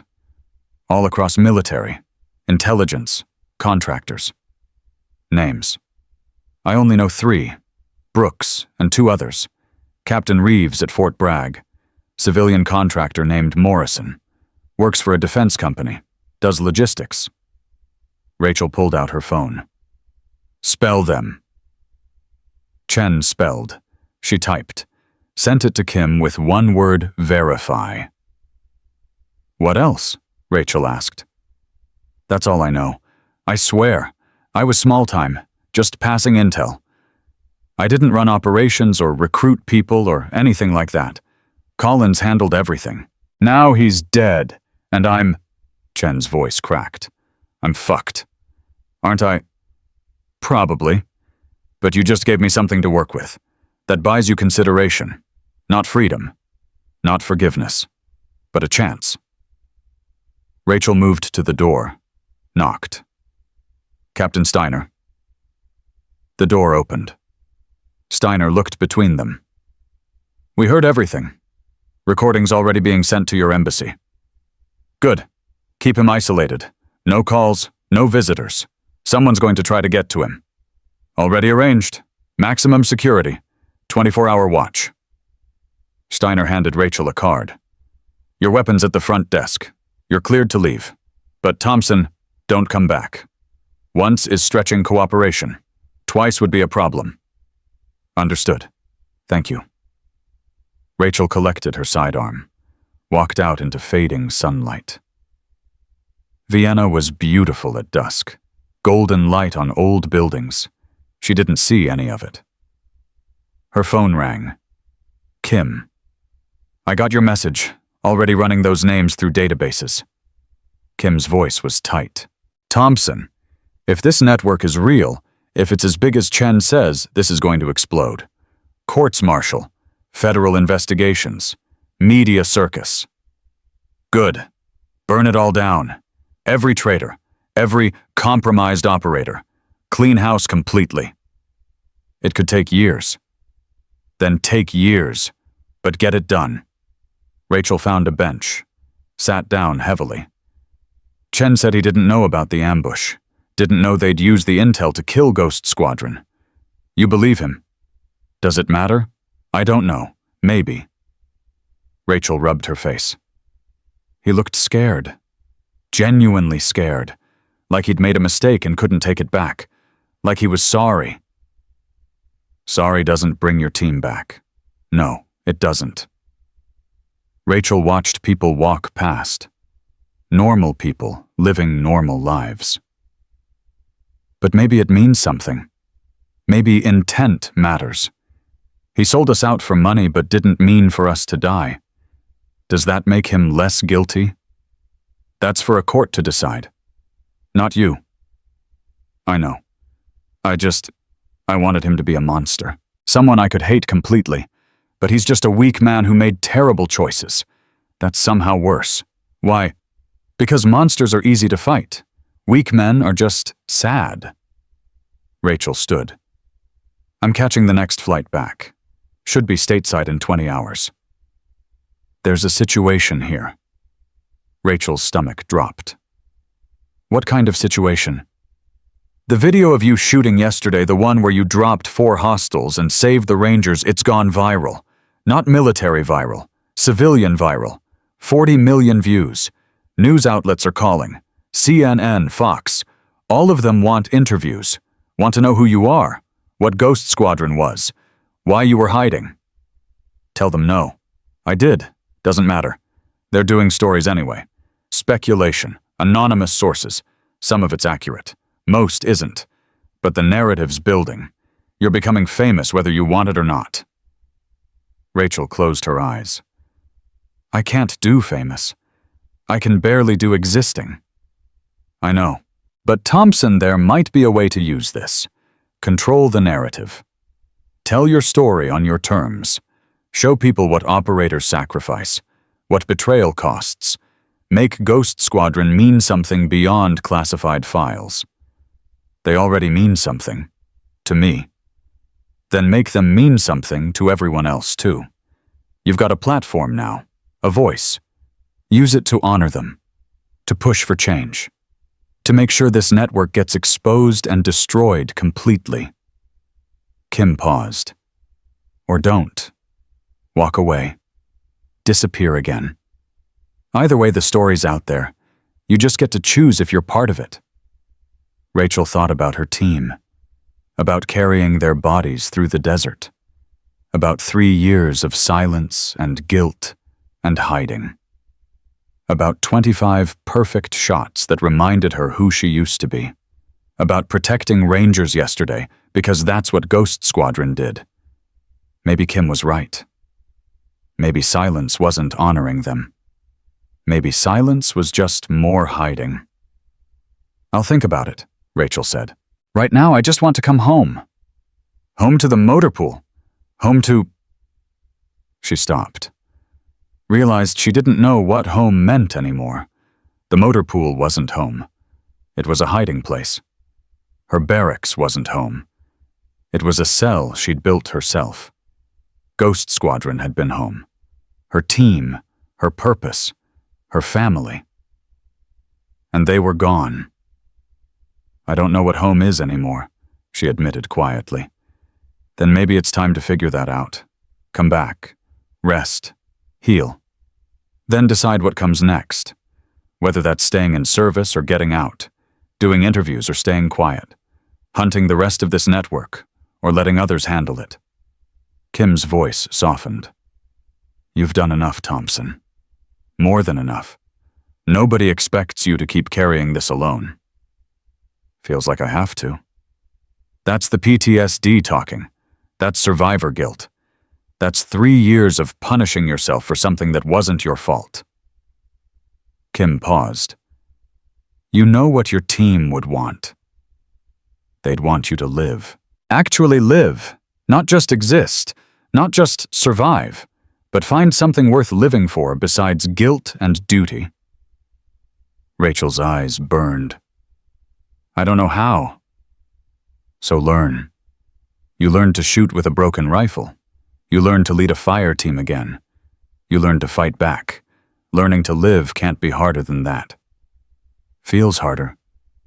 I know. But you're not alone anymore. You've got Rangers who respect you, officers who value you, and a JAG captain who's not giving up on you. Kim's voice went firm. Get on that plane. Come home. We'll figure out the rest together. Rachel ended the call. Sat in the darkening Vienna evening. Around her, the city came alive with lights and music and laughter.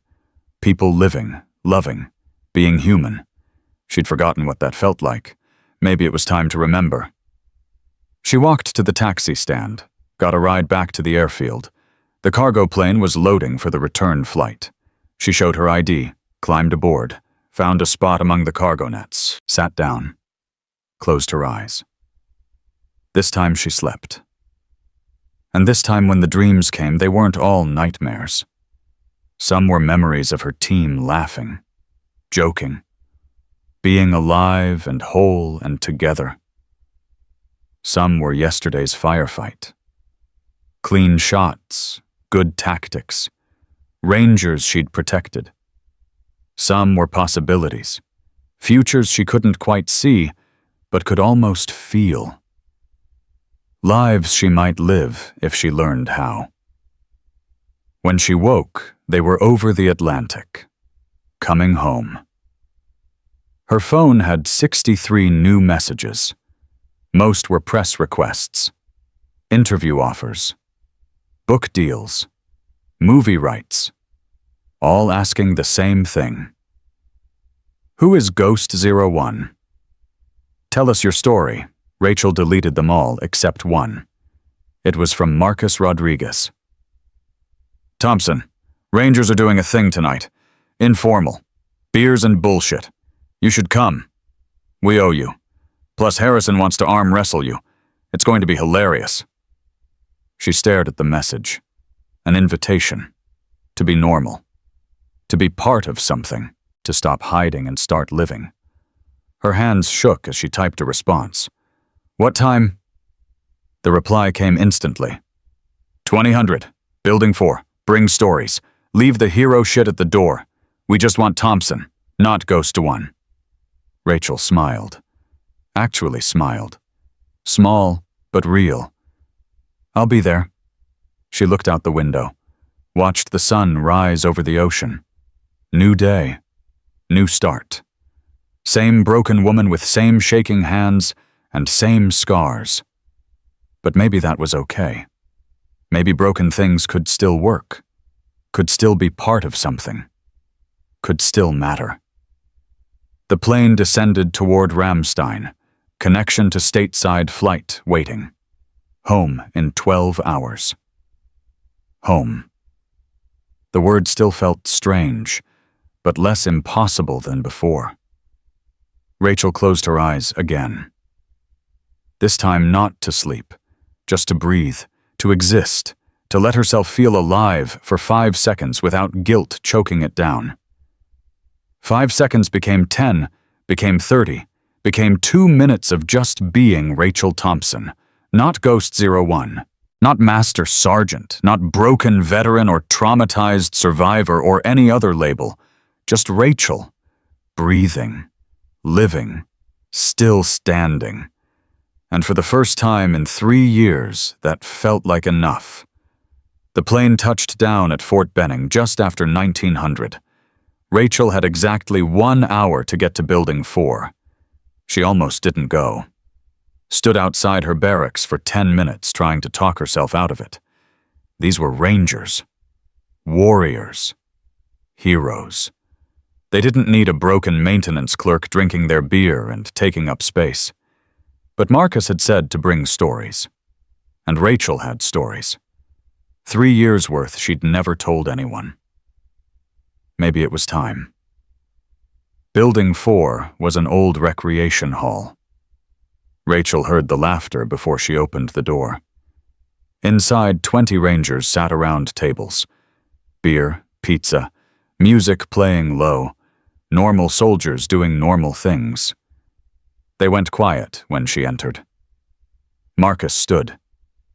"Thompson, you made it." "Almost didn't. Glad you did. Grab a beer. But, sit down. Stop looking like you're about to run." Rachel grabbed a beer she wouldn't drink. Sat in the corner. Old habits. Always keep your back to the wall. Always know the exits. Harrison slid into the chair across from her. "You look like hell." "Just got back from Vienna." "Yeah, we heard. Flew there unauthorized. Interrogated Chen. Got names of other traitors. Patterson's pretending to be mad, but he's actually impressed." Harrison grinned. "You don't do anything small, do you?" "Wasn't trying to impress anyone. And that's exactly why you did." He raised his beer. "To Ghost Squadron. And to survivors who keep fighting." The table went quiet. Everyone raised their drinks. "To Ghost Squadron." Rachel's eyes burned. She managed to nod. Take a sip. The beer tasted like nothing. "So," Marcus said, "we've got a question. Just one, okay, several, but the big one, why maintenance your Ghost Squadron? Tier 1 operator. You could have done anything. Why hide in a motor pool fixing trucks?" Rachel stared at her beer. "Because trucks don't care if you're broken. They just need fixing. And I was good at fixing things. Better at that than—" She stopped. "Then what?" Harrison asked gently. "Then being alive. Then existing as a person. Then figuring out what life meant when everyone I cared about was dead." The words came out flat. "Engines made sense. People didn't. So I fixed engines." Marcus leaned forward. "For 3 years, without talking to anyone, without letting anyone help. I didn't deserve help. I was team leader. My team died. That was on me." Rachel's hands tightened on the bottle. "At least that's what I thought. Turns out I was wrong. Turns out Chen and Brooks sold us out. Turns out it wasn't my fault." "But you still carried it," Harrison said. "For 3 years. Alone." "Someone had to. They were my team, my responsibility, my—" Her voice cracked. "My family." The room was silent except for the low music. These Rangers understood. They knew what teams meant, what losing them cost. "Tell us about them," Marcus said quietly. "Your team, if you want." Rachel looked around the table, saw genuine interest. Not pity, not judgment, just soldiers wanting to know about other soldiers. She took a breath. Ghost 06 was team leader officially, but she let me call tactical, said I had better instincts. She was from Texas, tough as hell. Could shoot a cigarette out of your mouth at 300 meters. Scared everyone. Had a laugh like thunder. A small smile touched Rachel's face. Martinez was our medic. Brooklyn accent. Never stopped talking. Saved my life twice in Syria. Once in Iraq. Carried candy in his vest. Said sugar was tactical advantage. We called him Doc Sweet. Davis was Demo, quiet guy. Genius with explosives. Could blow a lock without waking the person on the other side of the door. Loved chess. Beat everyone. Except... She paused. Except Johnson, our communications expert. She was from Seattle. 23 years old. Youngest on the team. Smartest person I ever met. Could hack anything. Spoke 6 languages. Had her whole life ahead of her. Rachel's hands were shaking now, but she kept talking.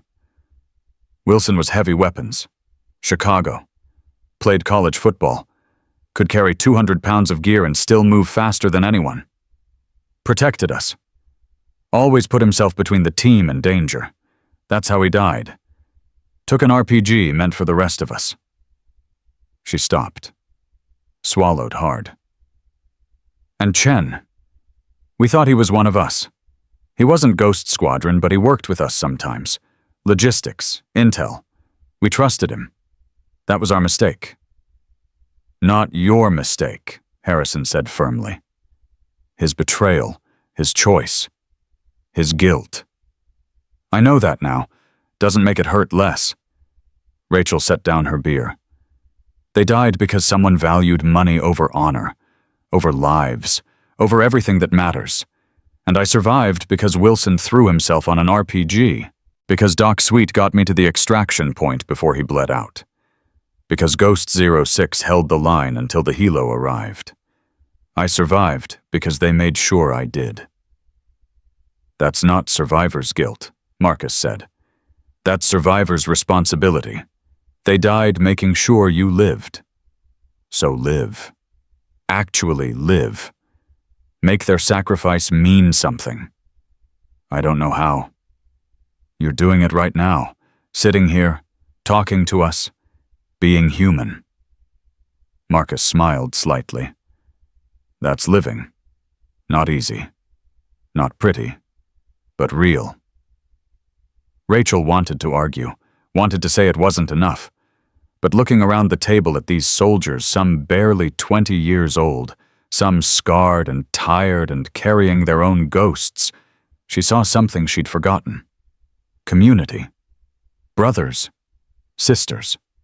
People who understood without needing explanation. Maybe Marcus was right. Maybe this was living.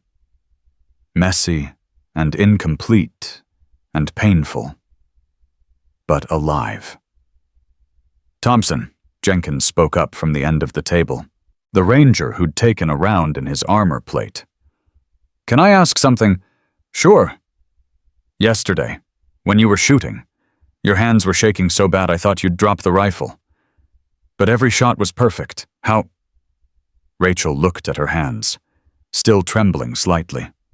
Always trembling. The shaking's not weakness. It's damage. Nerve damage from the injuries. Plus PTSD, anxiety, all of it together. She paused. But Ghost Squadron taught me something.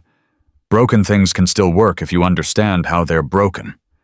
My hands shake between shots, but during that split second when I'm on target, they steady. Just enough. My body remembers what my mind tries to forget. That's the most operator thing I've ever heard, Jenkins said, using your damage as a feature. Not sure it's a feature, but it's what I've got. Rachel almost smiled. Besides, that rifle was so warped that steady hands would have missed.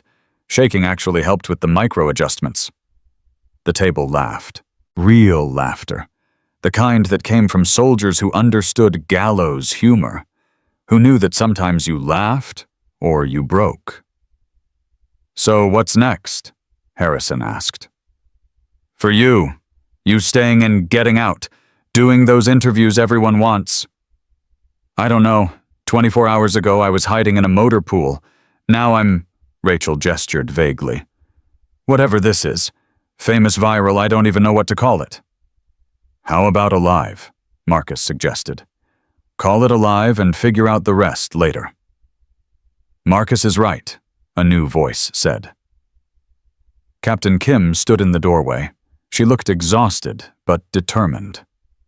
Sorry to interrupt, but Thompson, we need to talk, now. The mood shifted. Kim's expression said this wasn't social. Rachel stood. What happened? Not here, outside. They walked into the cooling night. Kim waited until they were alone. We verified the names Chen gave you.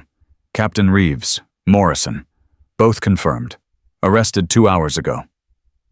That's good news. It gets better. Reeves talked. Immediately. Gave up 6 more names. Morrison gave up 4. We're rolling up the entire network. 16 arrests so far. More coming. Rachel felt something loosen in her chest. So it's over. Not quite. There's a problem. Kim pulled out her tablet, showed Rachel a photo. Man in his 50s, civilian clothes, hard eyes. Recognize him. Rachel's blood went cold. That's Collins, the handler, the one I killed in the motor pool firefight. Right. Well, his phone, the one we recovered, it's giving us intel. Lots of it. Communications, contacts, financial records. And Thompson, there's something you need to see. Kim pulled up a message thread. These are texts between Collins and an unknown number from 2 days ago, right after your shooting video went viral. Rachel read the messages. Her hands started shaking harder. Unknown. Ghost 01 is alive. This is a problem. Collins. I'll handle it. Chen's already on it. Unknown. Chen failed, twice. We need permanent solution. Collins. I'm moving personally. Tonight. She won't survive. Unknown. Make it clean. No connection to us. Collins. Understood.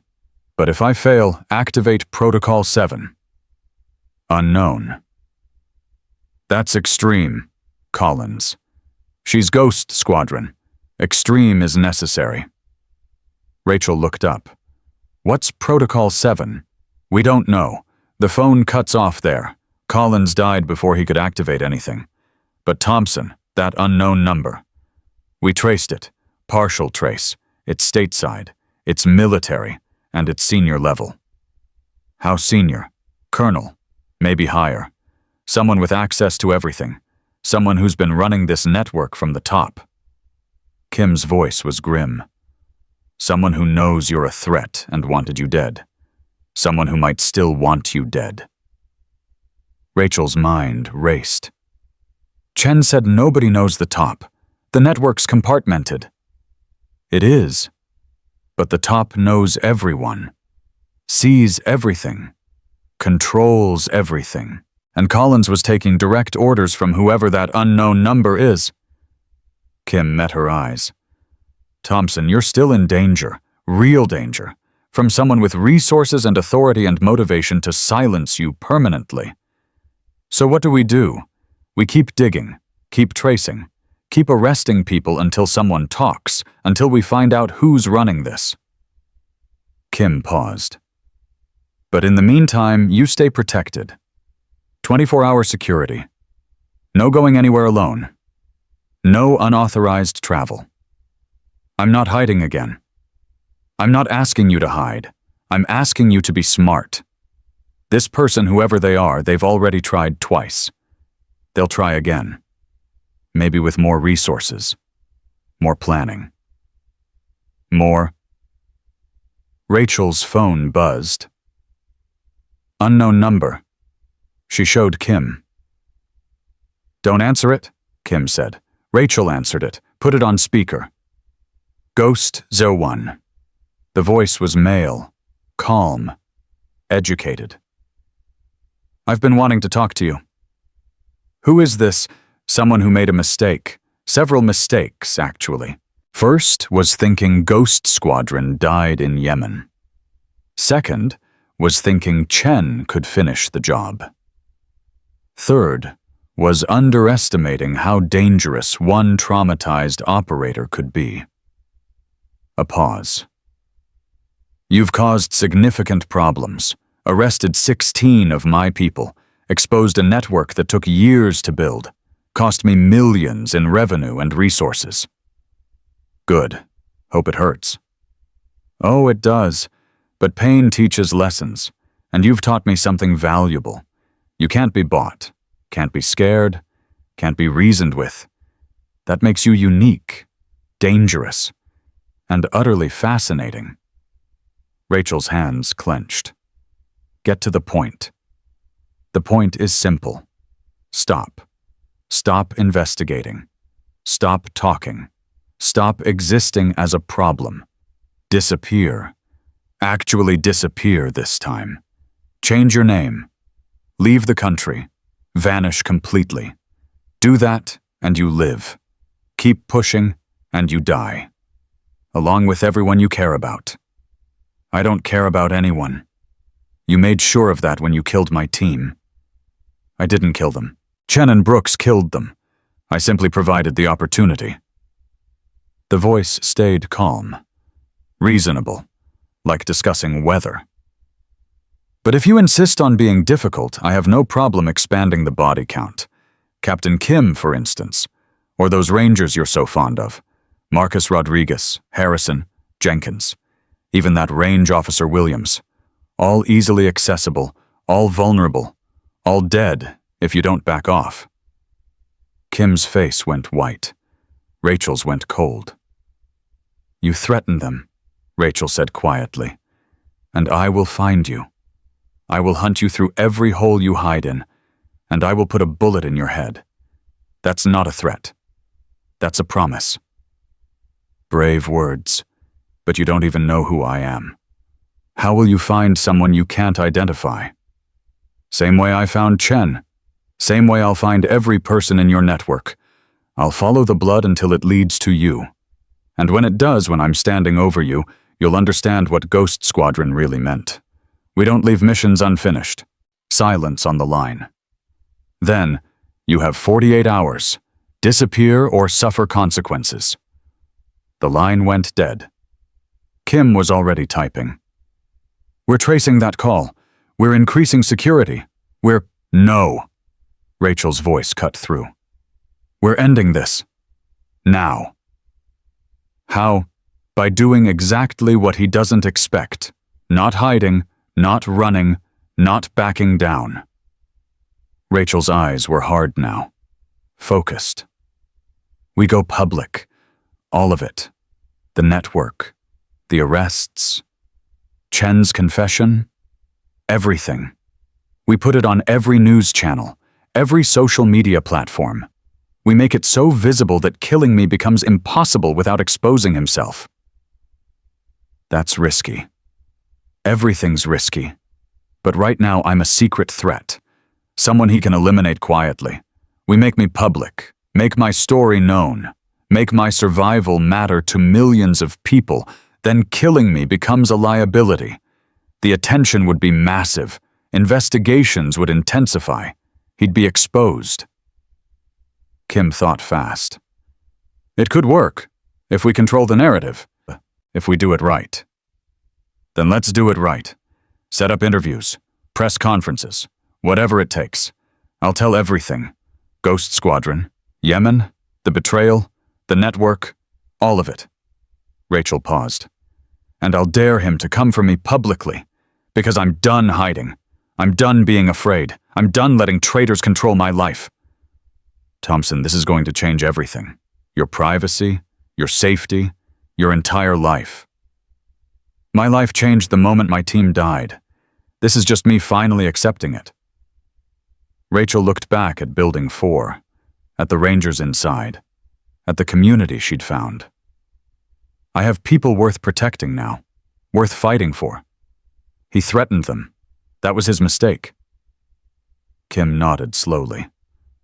Okay, I'll set it up. CNN's been calling constantly. We'll give them exclusive first interview, tomorrow morning. Live broadcast. You tell your story. We release evidence simultaneously. Flood the zone. Do it. They walked back inside. The Rangers were still talking, laughing, living. They looked up when Rachel entered. Everything okay? Marcus asked. Not even close, but it will be. Rachel sat back down, picked up her beer. Someone just threatened all of you, tried to use you as leverage to make me disappear. The laughter died. Every Ranger went still. What did you tell them? Harrison asked quietly. That threatening you was the worst mistake they could make, because now I'm motivated. Rachel met their eyes. I'm doing a CNN interview tomorrow, going public with everything. It's going to get ugly. Media attention, investigations, probably more threats. Anyone who wants distance from me, I understand. No judgment. Marcus laughed. Are you kidding? We're Rangers. We don't back down from threats. We run toward them. Marcus is right, Jenkins said. You protected us. Time to return the favor. Harrison raised his beer. To Ghost 01, and to anyone stupid enough to threaten her. To Ghost 01. The table roared it, glasses raised. Solidarity absolute. Rachel felt something break open in her chest. Not breaking apart. Breaking through.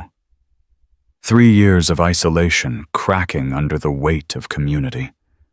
Of belonging. Of soldiers who had her back not because they had to, but because they wanted to. Thank you, she whispered. Thank us by staying alive, Marcus said, and by letting us help. We're in this now. All of us. The night continued. More stories. More laughter. Rachel even told some Ghost Squadron stories. The funny ones. The human ones.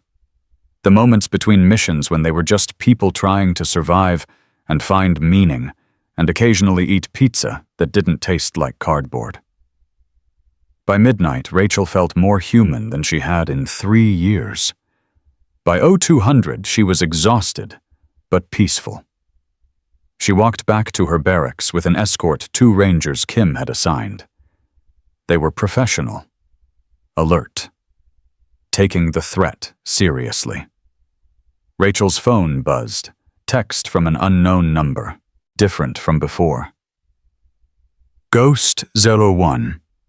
This is Ghost 06's sister. I saw your video. I wanted to say thank you for bringing her home, for honoring her, for surviving. She would be proud. We all are. Rachel stared at the message, tears streaming down her face. She typed back with shaking hands. She saved me. More times than I can count. I'm sorry I couldn't save her. The reply came fast. She didn't need saving. She needed someone worth dying for. You were that person. Don't waste the life she gave you. Rachel sat on her bunk, read the message again. Again. Let the words sink into wounds that had festered for 3 years. Don't waste the life she gave you. She'd been wasting it. Hiding. Punishing herself. Existing without living. That wasn't honoring Ghost 06. That was insulting her sacrifice. Time to change that. Rachel pulled out her phone. Opened the photos she'd been afraid to look at. Ghost Squadron. All 6 of them. Taken 3 weeks before Yemen, they were smiling. Alive. Together. She studied their faces. Memorized them again. Let herself remember not just how they died, but how they lived. Their laughter. Their courage. Their humanity. I'm going to finish this, she whispered to the photo. The network. The traitors. All of it. And then I'm going to live. Actually live. The way you wanted. The way you died to give me the chance to do. I promise. The faces in the photo smiled back. Silent. Eternal. Gone, but never forgotten. Rachel set the photo on her bedside table. First personal item in 3 years. First admission that this room was hers. That she existed. That she mattered. She lay down. Closed her eyes. This time the dreams were gentle. Ghost Squadron around a table. Laughing. Telling her it was okay. That she'd done enough. That she could rest now. When she woke at 0600, her hands were steady. Not perfect, not healed, but steady enough. Kim picked her up at 0700. They drove to the CNN remote studio set up on base. Professional crew. Lights. Cameras. A host who looked nervous to be interviewing a classified operator. "You ready?" Kim asked. "No, but I'm doing it anyway." Rachel checked her appearance. Simple uniform. No makeup. No hiding. Just Rachel Thompson. Ghost 01. Survivor. Soldier. Human. The interview lasted 45 minutes. Rachel told everything. Ghost Squadron's formation. Their missions. Yemen. The betrayal. 3 years hiding. The viral video. The firefight. Vienna. Chen's confession. The network arrests. And the ongoing threat from someone still hidden. She spoke clearly. Honestly.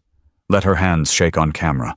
Let the world see her scars and hear her voice crack, and watch her fight through tears when talking about her team. She didn't hide anymore. The host asked the final question. "What do you want people to know about Ghost Squadron?" Rachel looked directly at the camera. That they were heroes. Real ones. Not movie heroes.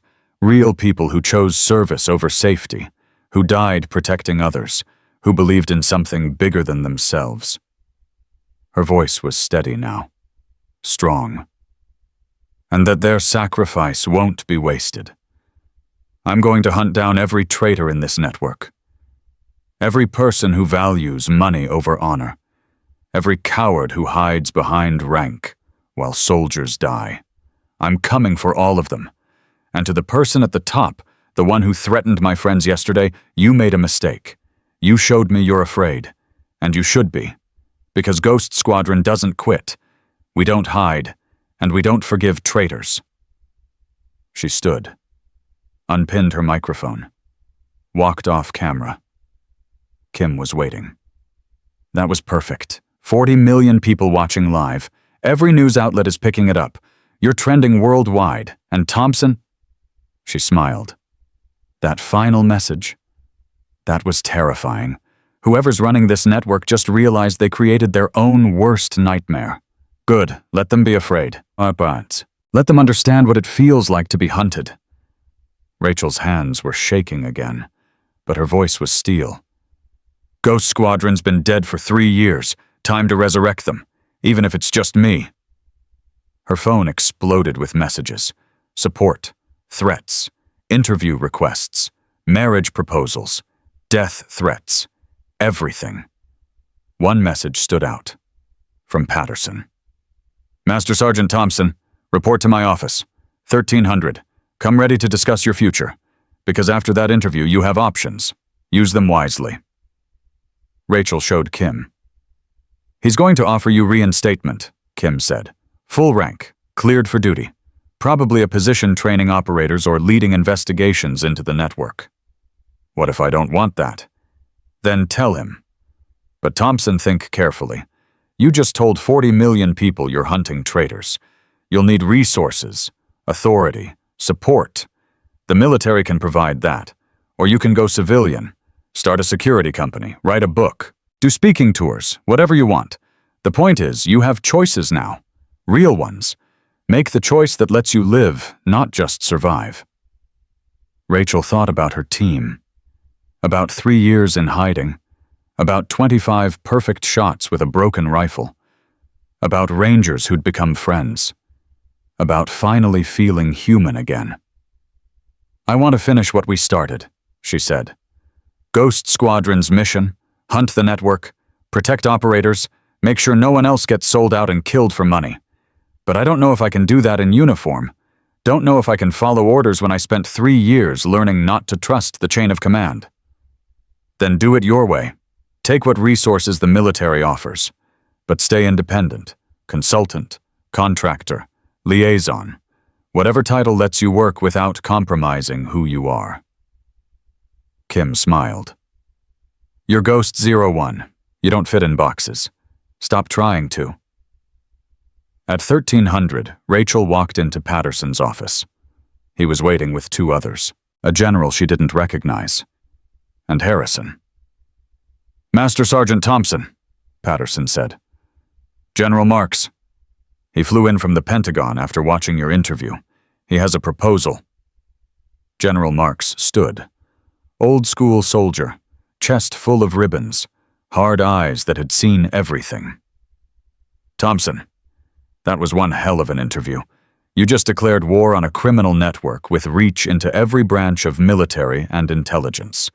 That takes either courage or insanity. Maybe both, sir. Definitely both. He smiled slightly. Here's my proposal. We're forming a task force, joint military and civilian. Mission is to hunt down every member of this network. Arrest them, prosecute them, clean house completely. We need someone to lead it, someone operators trust, someone who understands betrayal and knows how these networks function. He paused. We want you. Rachel's hands started shaking. Sir, I'm not sure I'm qualified. You hunted Chen across 2 continents, extracted intelligence from him, identified 16 traitors, killed 4 hostile operators in combat while protecting Rangers. You're the most qualified person alive. Marks leaned forward. But I'm not ordering you. I'm asking. Take the job or don't. Your choice. But if you take it, you'll have full authority. Military resources, civilian oversight, and Harrison here as your deputy. Rachel looked at Harrison. You volunteered for this. Hell yes. You saved our asses. Time to return the favor. Plus, hunting traitors sounds more interesting than running a range. He grinned. Besides, someone needs to make sure you don't go full vigilante. I'm not sure I can promise that. Good. Vigilante justice is more efficient anyway. Harrison's grin widened. So what do you say? Join the task force, hunt some traitors, make Ghost Squadron proud. Rachel looked at these 3 men. Officers offering her purpose, mission, a reason to keep fighting that wasn't just guilt and duty. She thought about her team, about what they'd want. Not revenge, not isolation, but justice. Protection. Making sure their deaths meant something. I'll do it, she said. On one condition, the task force includes civilians who've been affected by betrayal, family members of operators who died, people who understand what's at stake. This isn't just military justice, it's personal. Marks nodded. Agreed. Build your team, however you want, whatever you need. You've got full support. Rachel stood, saluted. Then let's get to work, sir. The meeting lasted 2 hours. Details, resources, legal authority, task force composition. By 1500, Rachel had an office, a team, and a mission that finally felt right.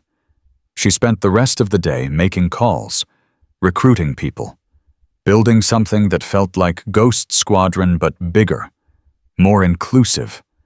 A team dedicated not to killing, but to protecting, to justice, to making sure betrayal had consequences. By 2000, she had 12 people committed.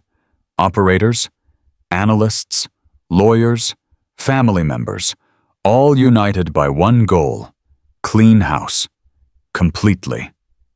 Rachel stood in her new office, looked at the photos on the wall. Ghost Squadron. All 6 faces. Watching her, supporting her, telling her silently that this was right. This was worthy. This was what they'd died for. Her phone buzzed. Text from an unknown number. The same number from yesterday. You should have disappeared. Rachel typed back without hesitation. Too late. I'm not hiding anymore. And I'm coming for you. Not today, not tomorrow, but soon. And when I find you, you'll understand what Ghost Squadron really was. We were ghosts. Silent. Deadly. Inevitable. You can't hide from ghosts. We haunt until justice is done. She hit send. Waited. No response came. But Rachel knew the message was received. Understood. Feared. Good. Let them fear. Let them run. Let them understand that betrayal had a price, and Ghost 01 was collecting. She looked at her hands, still shaking, always shaking, but holding a phone that declared war, holding a mission that mattered, holding on to life instead of just surviving. Broken things could still work, could still be dangerous, could still change the world. Rachel Thompson. Ghost 01 was living proof, and she was just getting started.